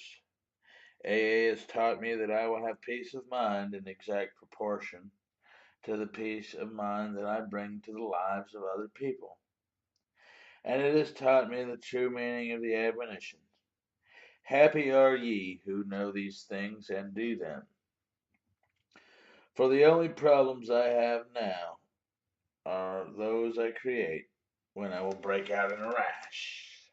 So I've had several spiritual experiences since I've been in the program, many that I did not recognize right away, for I am slow to learn, and they take many guises. But one was so outstanding that I like to pass it on whenever I can in the hope that it will help someone else as it has me. As I said earlier, self-pity and resentment were my constant companions, and my inventory began to look like a 33-year diary, for I seemed to have a resentment against everyone I had ever known. All but one responded to the treatment. suggested in the steps immediately, but this one posed a problem. The resentment was against my mother, and it was 25 years old. I had fed it, fanned it, and nurtured it as one might a delicate child, and it had become such a part of me as my breathing. It had provided me with excuses for lack of education, my marital failures, personal failures, inadequacy, and of course, my alcoholism. And though I really thought I had been willing to part with it, now I knew I was reluctant to let it go. One morning, however, I realized I had to get rid of it, for my reprieve was running out. And if I didn't get rid of it, I was going to get drunk.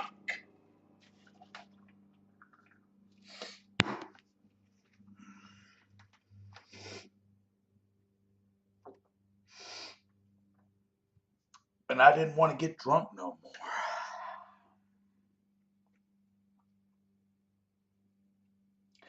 In my prayers that morning, I asked God to point out to me some way to be free of that resentment.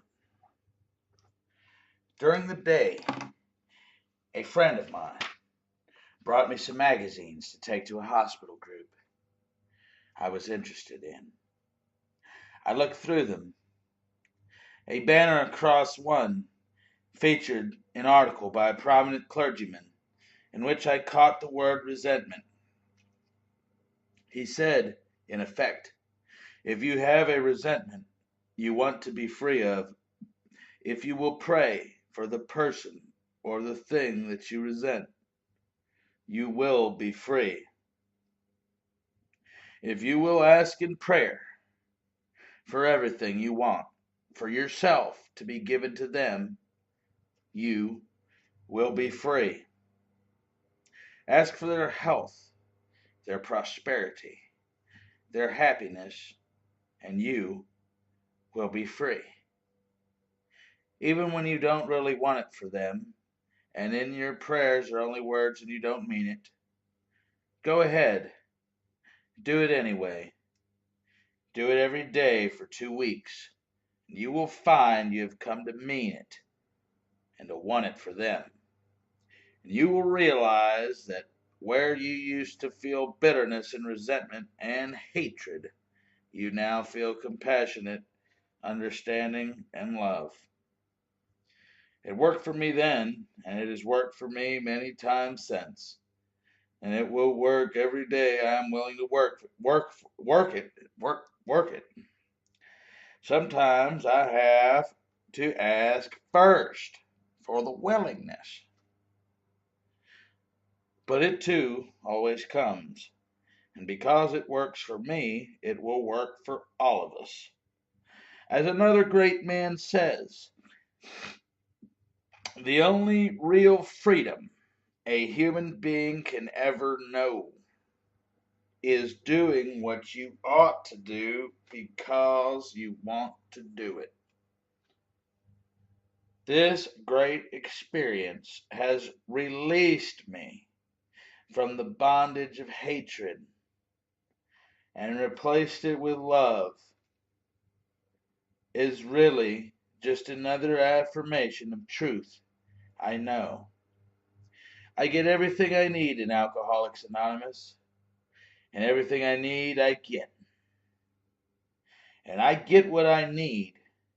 I invariably find that it was just what I wanted all the time. I also began visiting bars after work with my older associates. By age 22, I was a daily drinker. Then I joined the Navy and was commissioned as an ensign to write speeches for admirals. Later, I went to sea, serving as a gunnery on a destroyer escort and emerging a lieutenant commander. I also got into my first disciplinary trouble, caused by drinking. On 2 separate occasions, in the last year of my Navy service, I was married to a lovely, lively girl who enjoyed drinking. Our courtship was mainly in bars and night spots when my ship was in New York. On our honeymoon, we had iced champagne, and by the bedside, day and night. The pattern was set. By 29, I was having trouble coping with life because of my drinking. Neurotic fears plagued me, and I had occasional uncontrollable tremors. I read self-help books. I turned to religion with fervor. I swore off hard liquor and turned to wine. I got sick of the sweetness and turned to ale. It wasn't strong enough, so I added a shot of vodka, and was right back to worse trouble than ever before. I began sneaking drinks when playing bartender for guests. To cure my dreadful hangovers, I discovered the morning drink. The early promise of the boy wonder faded, and my career began to drift. Although my ambitions still flickered, it now took the form of fantasizing. My values became distorted. To wear expensive clothes, to have bartenders know what to serve me before I ordered, to be recognized by headwaiters and shown to the best table, to play gin rummy for high stakes with the insouciance of a riverboat gambler. These were the enduring values of life, I thought. Bewilderment, fear, and resentment moved into my life, and yet my ability to lie outwardly and to kid myself inwardly grew with every drink I took. Indeed, I had to drink now to live, to cope with the demands of everyday existence. When I encountered disappointments or frustrations, I did more and more frequently. My solution was to drink. And I had always been oversensitive to criticism, and was acutely so now. When I was criticized or reprimanded, the bottle was my refuge and comfort. When I was faced with a special challenge or social event, which such an important business presentation or a dinner party, I had to fortify myself with a couple of belts. Too often, I would overdo it and behave badly at the very time I wanted to be my best. For instance, the 50th wedding anniversary of my wife's parents was the occasion for a huge family reunion at our home. And despite my wife's entreaties to take it easy, I arrived home in bad shape. I remember being dragged, drink in hand, from under the grand piano where I had hidden to be locked in my room in disgrace. Above all, I was suffering from inner pain because my performance and my accomplishments in life had failed to live up to my own expectations of myself. I had to anesthetize that pain with alcohol. And of course, The more I drank, the more unrealistic my expectations became, and the poorer my performance. The gap widened, so the need to drink grew greater. At age 40, I developed a large lump in my potbelly, and I feared it was a tumor. The doctor pronounced it a badly enlarged liver and said I had to quit drinking. I did. I went on the wagon with no outside help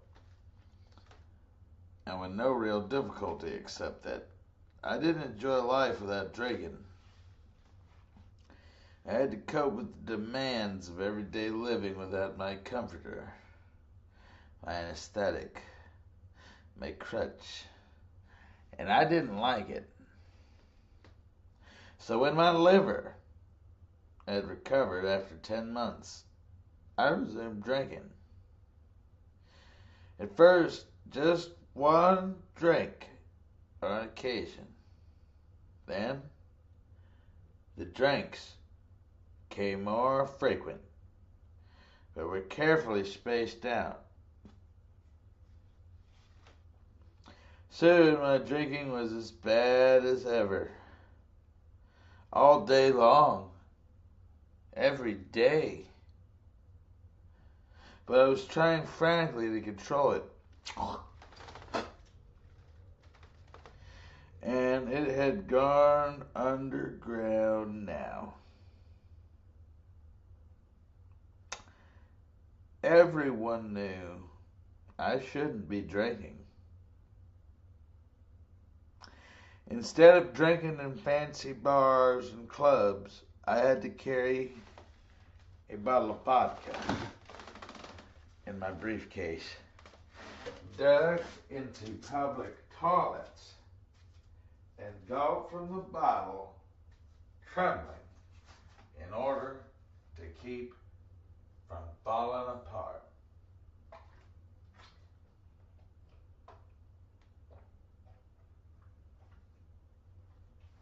Over the next 2 years, I sickened rapidly. The enlargement of my liver degenerated into cirrhosis. I vomited every morning. I could not face food. I suffered frequent blackouts, had severe nosebleeds, bruises appeared mysteriously all over my body. I became so weak, I could barely drag myself around. My employer gave me one warning, then another. My children avoided me. When I woke in the middle of the night with shakes and sweats and fears, I would hear my wife weeping quietly in the bed beside me. My doctor warned me that if I kept on, I might have esophageal hemorrhage and die. But now, all choice was gone. I had to drink. When my doctor had warned me about it finally happened. I was attending a convention in Chicago and carousing day and night. Suddenly, I began vomiting and losing rectally great quantities of blood. Hopeless now, I felt it would be better for my wife and my children and everyone in my life if I went ahead and died. I found myself in my life, if I went ahead and died, I found myself being lifted on a stretcher and whisked away in an ambulance to a strange hospital. I woke the next day with tubes in both arms. Within a week, I was feeling well enough to go home. The doctors told me that if I ever took another drink, it might be my last. I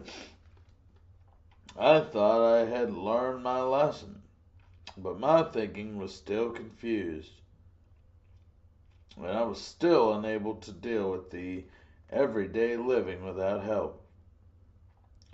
Within 2 months, I was drinking again. In the next year and a half, I experienced 2 more esophageal hemorrhages, miraculously surviving each one by a hair. Each time I went back to drinking, even smuggling a bottle of vodka into the hospital, shows the blood fusions had transfused.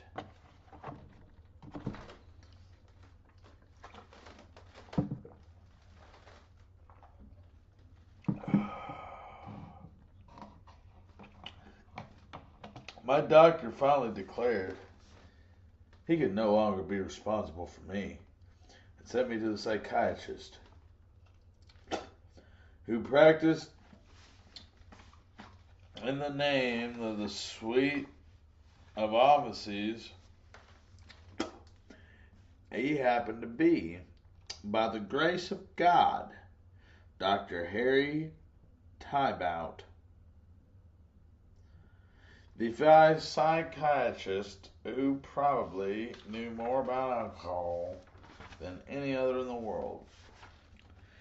At that very time, he was a non-alcoholic trustee of the General Service Board of Alcoholics Anonymous. It was the late Dr. Tiebout, then, who persuaded me to seek help through AA.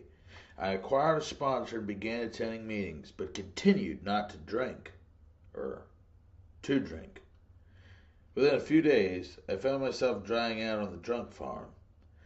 Well, there, I read the big book and the grapevine, and began the slow road back to health and sanity through the recovery program of AA. As the sober days grew into sober months, and then into sober years, a new and beautiful life began to emerge from the shambles of my former existence. The relationship between wife and me was restored to a love and happiness that we had not known ever before. My alcoholism had become acute.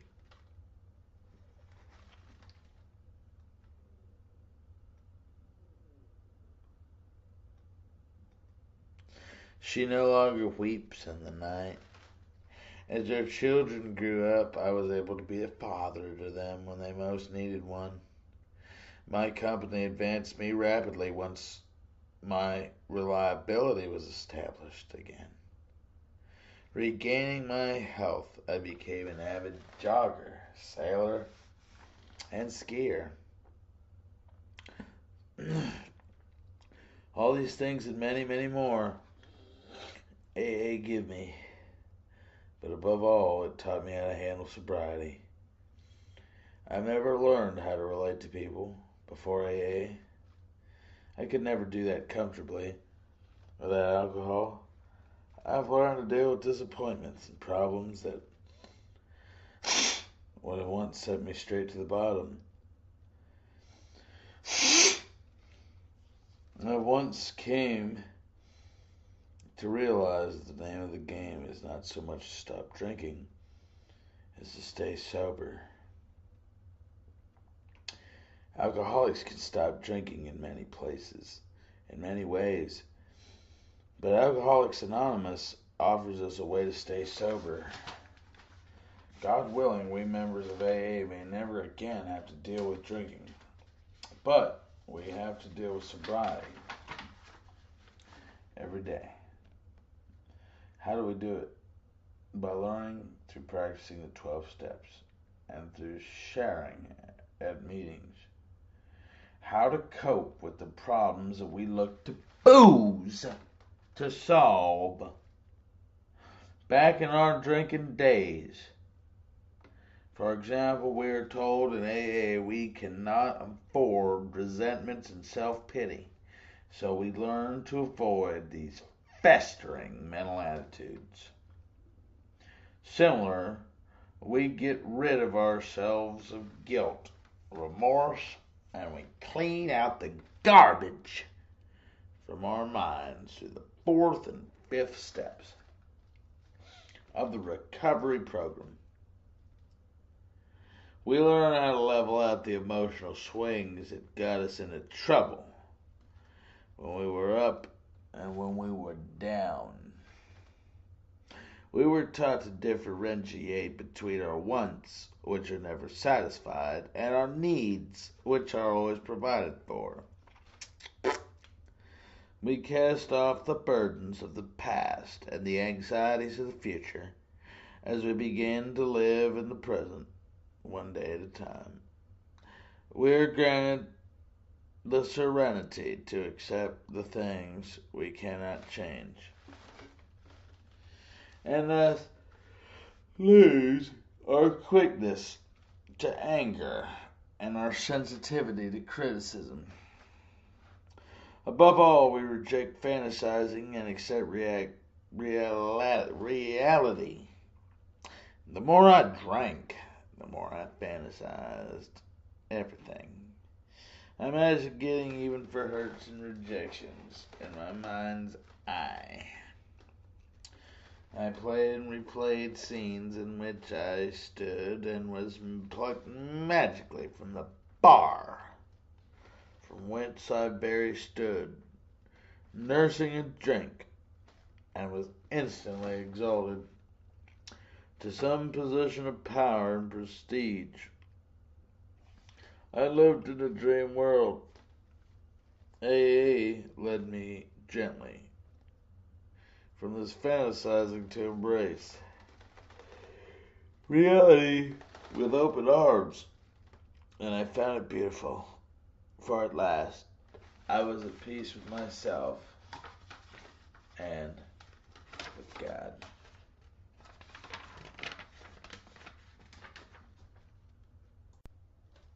Appendices.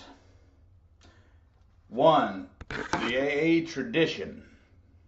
2. Spiritual experience. 3. The medical view on AA.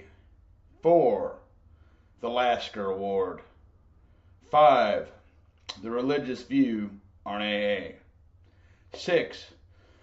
How to get in touch with AA. 7. 12 concepts, short form. 1. The AA tradition. To those now in its fold, Alcoholics Anonymous has made the difference between misery and sobriety, and often the difference between life and death.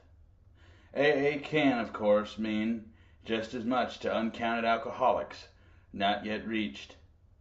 Therefore, no society of men and women ever had a more urgent need for continuous effectiveness and permanent unity. We alcoholics see that we must work together and hang together, or else most of us will finally die alone. The 12 traditions of Alcoholics Anonymous are: we AAs believe, the best answers that our experience has yet given to those ever-urgent questions. How can AA best function? And how can AA best stay whole and so survive? On the next page, AA's 12 traditions are seen in their so-called short form. The form in general use today. This is a condensed version of the original long form AA. Traditions as first printed in 1946. Because the long form is more explicit and of possible historic value, it is also reproduced. 12 traditions. 1. Our common welfare should come first.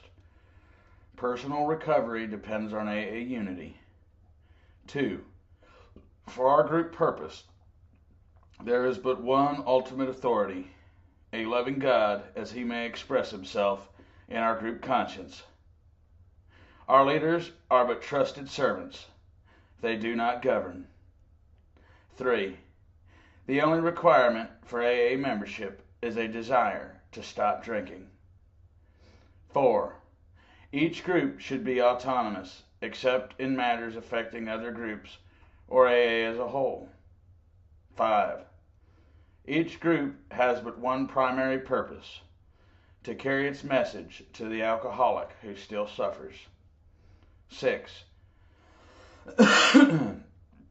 An AA group ought never endorse, finance, or lend the AA name to any related facility or outside enterprise, lest problems of money, property, and prestige divert us from our primary purpose. 7. Every AA group ought to be fully self-supporting, declining outside contributions. 8. Alcoholics Anonymous should remain forever non-professional, but our service centers may employ special workers. 9. AA, as such, ought never be organized, but we may create service boards or committees directly responsible to those they serve. 10. Alcoholics Anonymous has no opinion on outside issues. Hence, the AA name ought never be drawn into public controversy. 11. Our public relations policy is based on attraction rather than promotion. We need always maintain personal anonymity at the level of press, radio, and films. 12. Anonymity is the spiritual foundation of all our traditions, ever reminding us to place principles before personalities. The 12 traditions, the long form. Our AA experience has taught us that 1. Each member of Alcoholics Anonymous is but a small part of a great whole. AA must continue to live, or most of us will surely die. Hence, our common welfare comes first, but individual welfare follows close afterward. 2. For our group purpose, there is but one ultimate authority: a loving God, as he may express himself in our group conscience. 3. Our membership ought to include all who suffer from alcoholism. Hence, we may refuse none who wish to recover, nor ought AA membership ever depend upon money or conformity. Any two of these 3 alcoholics gathered together for sobriety may call themselves an AA group, provided that, as a group, they have no other affiliation. For, with respect to its own affairs, each AA group should be responsible to no other authority than its own conscience. But when its plans to concern the welfare of neighboring groups, also those groups ought to be consulted. And no group, regional committee, or individual should ever take any action that might greatly affect AA as a whole without conferring with the trustees of the General Service Board. On such issues, our common welfare is paramount. 5. Each Alcoholics Anonymous group ought to be a spiritual entity, having but one primary purpose: that of carrying its message to the alcoholic who still suffers. 6. Problems of money, property, and authority may easily divert us from our primary spiritual aim. We think, therefore, that any considerable property of genuine use to AA should be separately incorporated and managed, thus dividing the material from the spiritual. An AA group, as such, should never go into business. Secondary aids to AA, such as clubs or hospitals which require property or administration, ought to be incorporated and to be set apart, that, if necessary, they could be freely discarded by the groups. Hence, such facilities ought not to use the AA's name. Their management should be the sole responsibility of those people who financially support them. For clubs, AA managers are usually preferred, but hospitals, as well as other places of recuperation, ought to be well outside AA and medically supervised. While an AA group may cooperate with anyone, such cooperation ought never go so far as affiliation or endorsement, actual or implied. An AA group can bind itself to no one. 7. The AA groups themselves ought to be fully supported by the voluntary contributions of their own members. We think that each group should soon achieve this ideal, that any public solicitation of funds using the name of Alcoholics Anonymous is highly dangerous, whether by groups, clubs, hospitals, or other outside agencies. That acceptance of large gifts from any source, or of contributions carrying any obligation whatever, is unwise. Then we view, and with much concern, those AA treasuries which continue beyond prudent reserves to accumulate funds for no stated AA purpose. Experience has often warned us that nothing can so surely destroy our spiritual heritage as futile disputes over money, property, and authority. 8. Alcoholics Anonymous should remain forever non-professional. We define professionalism as the occupation of counseling alcoholics for fees or hire. But we may employ alcoholics where they are going to perform those services for which we might otherwise have to engage non-alcoholics.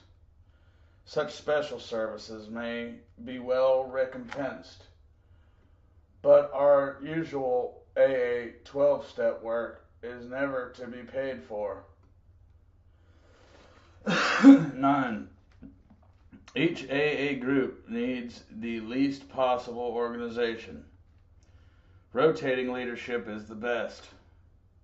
The small group may elect its secretary, the large group its rotating committee, and the groups of a large metropolitan area their central or intergroup committee, which often employs a full-time secretary. The trustees of the General Service Board are, in effect, our AA General Service Committee. They are the custodians of our AA tradition and the receivers of voluntary AA contributions by which we maintain our AA General Service Office at New York. They are authorized by the groups to handle our overall public relations, and they guarantee the integrity of our principal newspaper, the AA Grapevine. All such representatives are to be guided in the spirit of service. For true leaders in AA are but trusted and experienced servants of the whole.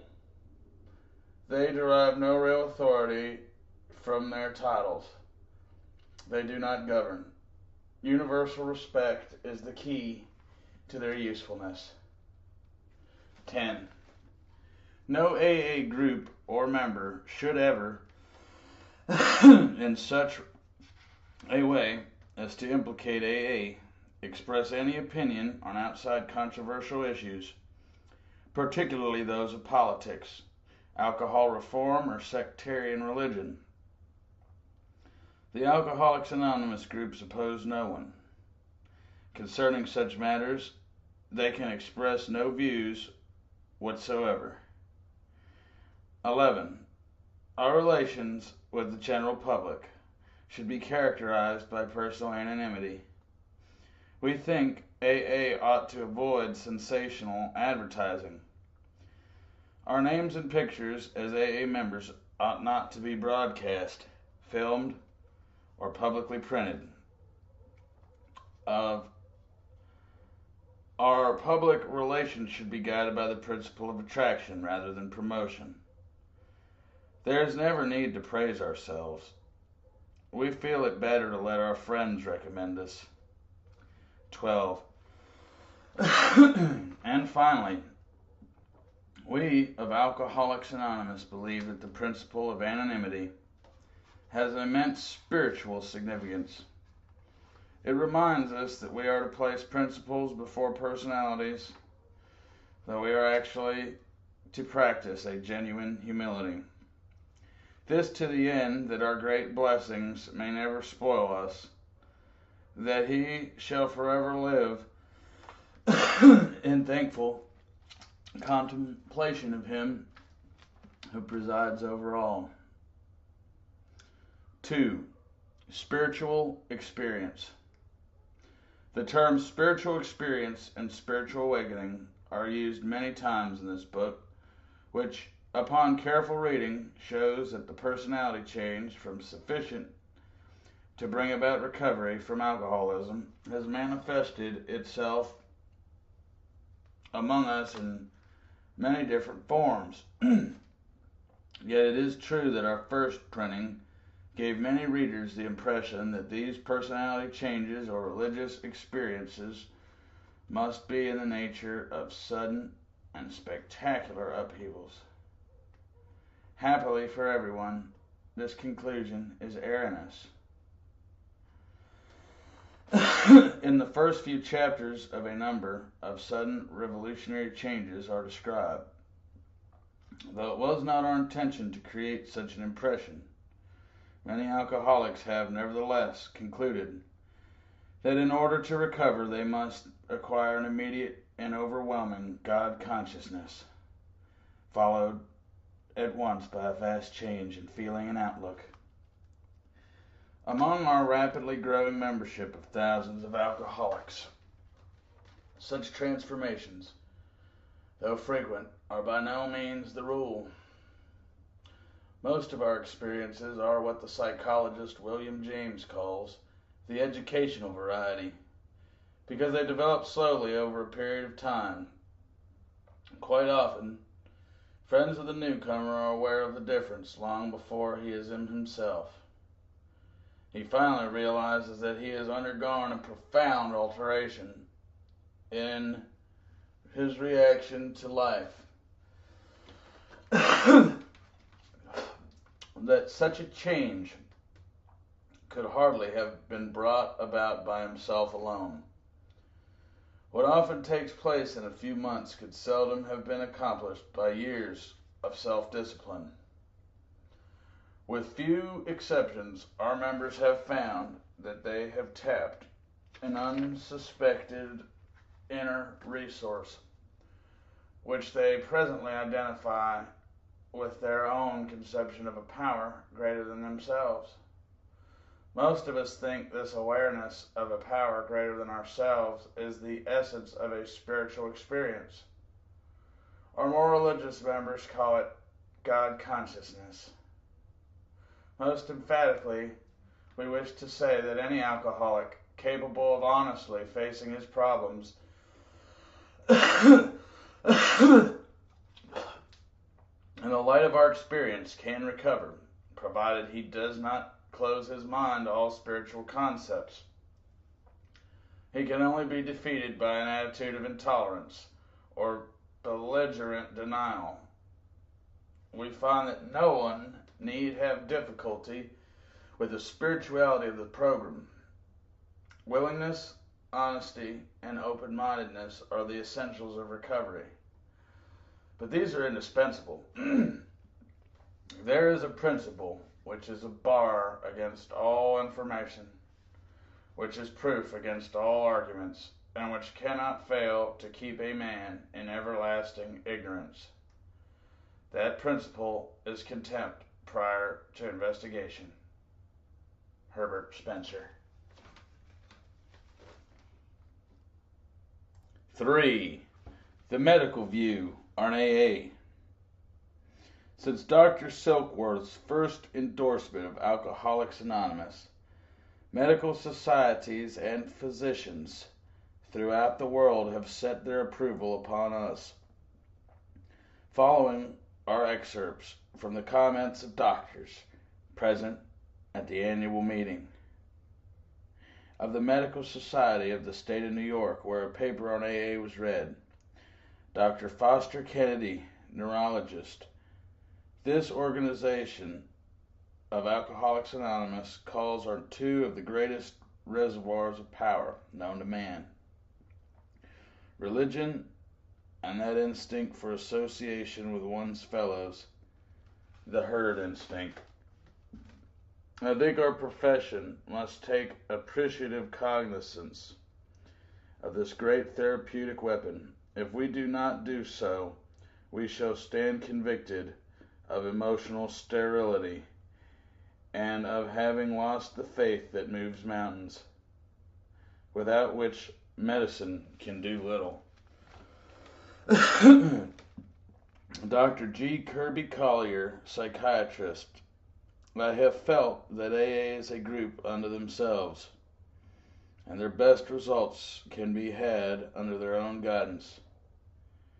As a result of their philosophy, any therapeutic or philosophic procedure which can prove a recovery rate of 50 to 60% must merit our consideration.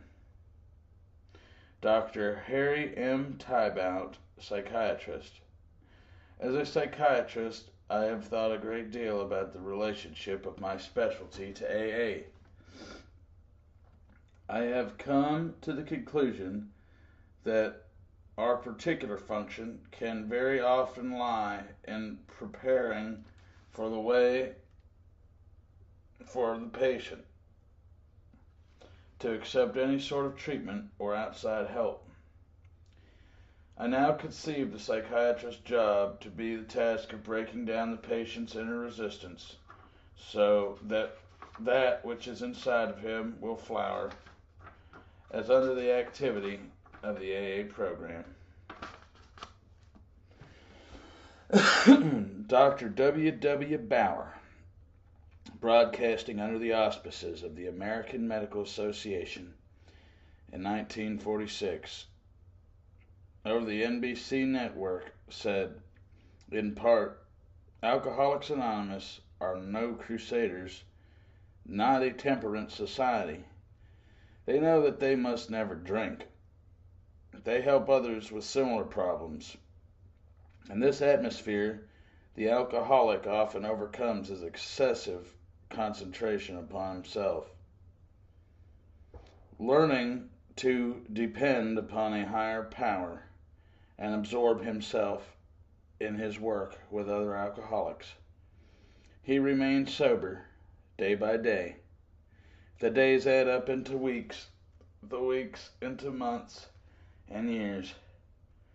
Dr. John F. Stufer, Chief Psychiatrist, Philadelphia General Hospital, citing his experience with AA, said, the alcoholics we get here at Philadelphia General are mostly those who cannot afford private treatment, and AA is by far the greatest thing we have been able to offer them, even among those who occasionally land back in here again.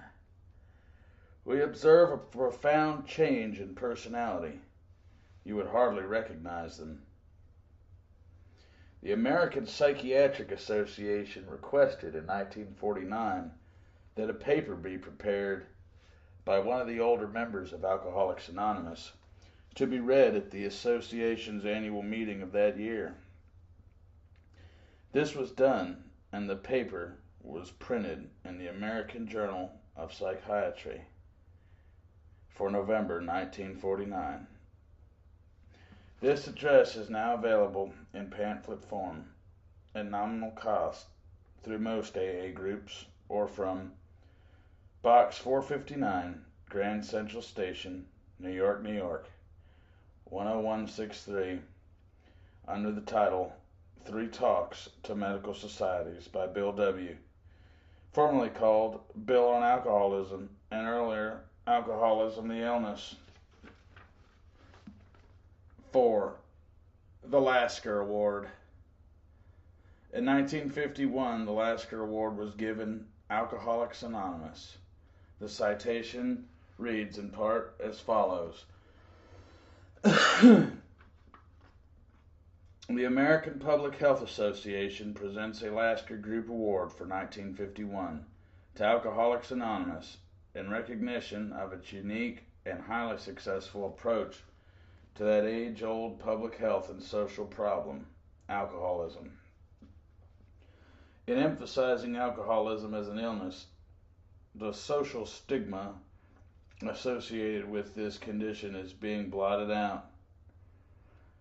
Historians may one day recognize, Alcoholics Anonymous is to have been a great venture in social pioneering, which forged a new instrument for social action, a new therapy based on the kinship of common suffering, one having a vast potential for the myriad of the other ills of mankind. 5. The religious view on AA. Clergymen of practically every denomination have given AA their blessing. Edward Dowling, S.J., of Queen's Work staff says, Alcoholics Anonymous is natural. It is the natural to the point where nature comes closest to the supernatural, namely in humiliations and consequent humility. There is something spiritual about an art museum or a symphony, and the Catholic Church approves of our use of them. There is something spiritual about AA too, and Catholic participation in it almost invariably results in poor Catholics becoming better Catholics. The Episcopal magazine, The Living Church, observes editorially the basis of the techniques of Alcoholics Anonymous. Alcoholics Anonymous is the truly Christian principle that a man cannot help himself by helping others, except by helping others. The AA plan is described by the members themselves as self-insurance. This self-insurance has resulted in the restoration of physical, mental, and spiritual health and self-respect to hundreds of men and women who would be hopelessly down and out without its unique but effective therapy. Speaking out at a dinner given by John D. Rockefeller, Jr., to introduce Alcoholics Anonymous to some of his friends, Dr. Harry Emerson Fosdick remarked, I think that psychologically speaking, there is a point of advantage in the approach that is being made in this movement that cannot be duplicated. I suspect that if it is wisely handled, and if it seems to be in wise and prudent hands, there are doors of opportunity ahead of this project that may surpass our capacities to imagine. Father Ed, an early and wonderful friend of AA, died in the spring of 1960. 6. How to get in touch with AA. In the United States and Canada, most towns and cities have AA groups. In such places, AA can be located through the local telephone directory, newspaper office, or the police station, or by contacting local priests or ministers. In large cities, groups often maintain local offices where alcoholics or their families may arrange for interviews or hospitalization. These so-called intergroup associations are found under the listing AA, or Alcoholics Anonymous, in telephone directories. In New York, USA, Alcoholics Anonymous maintains its International Service Center. The General Service Board of AA, the trustees, administers AA General Service Office, AA World Services, Inc., and our monthly magazine, the AA Grapevine. If you cannot find an AA in your locality, visit our website at www.aa.org or a letter addressed to Alcoholics Anonymous, Box 459, Grand Central Station, New York, New York, 10163, USA. We'll receive a prompt reply from this World Center, referring you to the nearest AA group. If there is none nearby, you will be invited to carry on a correspondence, which will do much to ensure your sobriety, no matter how isolated you are. You should be the relative or friend of an alcoholic who shows no immediate interest in AA. It is suggested that you write the Al-Anon Family Groups, Inc., 1600 Corporate Landing Parkway, Virginia Beach, Virginia, 23454, 5617, USA. This is a world clearinghouse for the Al-Anon family groups, composed largely of the wives, husbands, and friends of AA members. This headquarters will give you the location of the nearest family group and will, if you wish, correspond with you about your special problems. 7. The 12 Concepts, short form. AA's 12 steps are principles for personal recovery. The 12 traditions ensure the unity of the fellowship, written by co-founder Bill W. in 1962. The 12 Concepts for World Service provide a group of related principles to help ensure that various elements of AA's service structure remain responsive and responsible to those they serve. The short form of the concepts which follows was approved by the 1971 General Service Conference. 1. Final responsibility and ultimate authority for AA World Services should always reside in the collective conscience of our whole fellowship. 2. The General Service Conference of AA has become, for nearly every practical purpose, the active voice and the effective conscience of our whole society is in its world affairs. 3. To ensure effective leadership, we should endow each element of AA, the conference, the General Service Board, and its service corporations, staffs, committees, and executives, with a traditional right of decision. 4. At all responsible levels, we ought to maintain a traditional right of participation, allowing a voting representation in a reasonable proportion to the responsibility that each must discharge. 5. Throughout our structure, a traditional right of appeal ought to prevail, so that minority opinion will be heard and personal grievance is receive careful consideration. 6. The conference recognizes that the chief initiative and active responsibility in most world service matters should be exercised by the trustee members of the conference, acting as the General Service Board.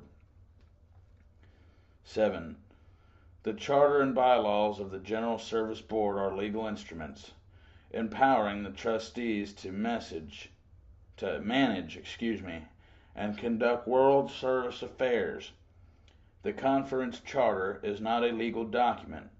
It relies upon tradition and the AA purse for final effectiveness. 8. The trustees are the principal planners and administrators of overall policy and finance. They have custodial oversight of the separately incorporated and constantly active services, exercising this through their ability to elect all the directors of these entities. 9. Good service leadership at all levels is indispensable for our future functioning and safety. Primary world service leadership, once exercised by the founders, must necessarily be assumed by the trustees. 10. Every service responsibility should be matched by an equal service authority, with the scope of such authority well defined. 11. The trustees should always have the best possible committees, corporate service directors, executives, staff, and consultants. Composition, qualifications, induction, procedures, and rights and duties will always be matters of serious concern. 12. The conference shall observe the spirit of AA tradition, taking care that it never becomes the seat of perilous wealth or power, that sufficient operating funds and reserve will be its prudent financial principle, that it place none of its members in a position of unqualified authority over others, that it reach all important decisions by discussion, vote, and whenever possible, by substantial unanimity, that its unanimity, that its actions never be personally punitive nor an incitement to public controversy, that it never performs acts of government, and that, like the society it serves, it will always remain democratic in thought and action.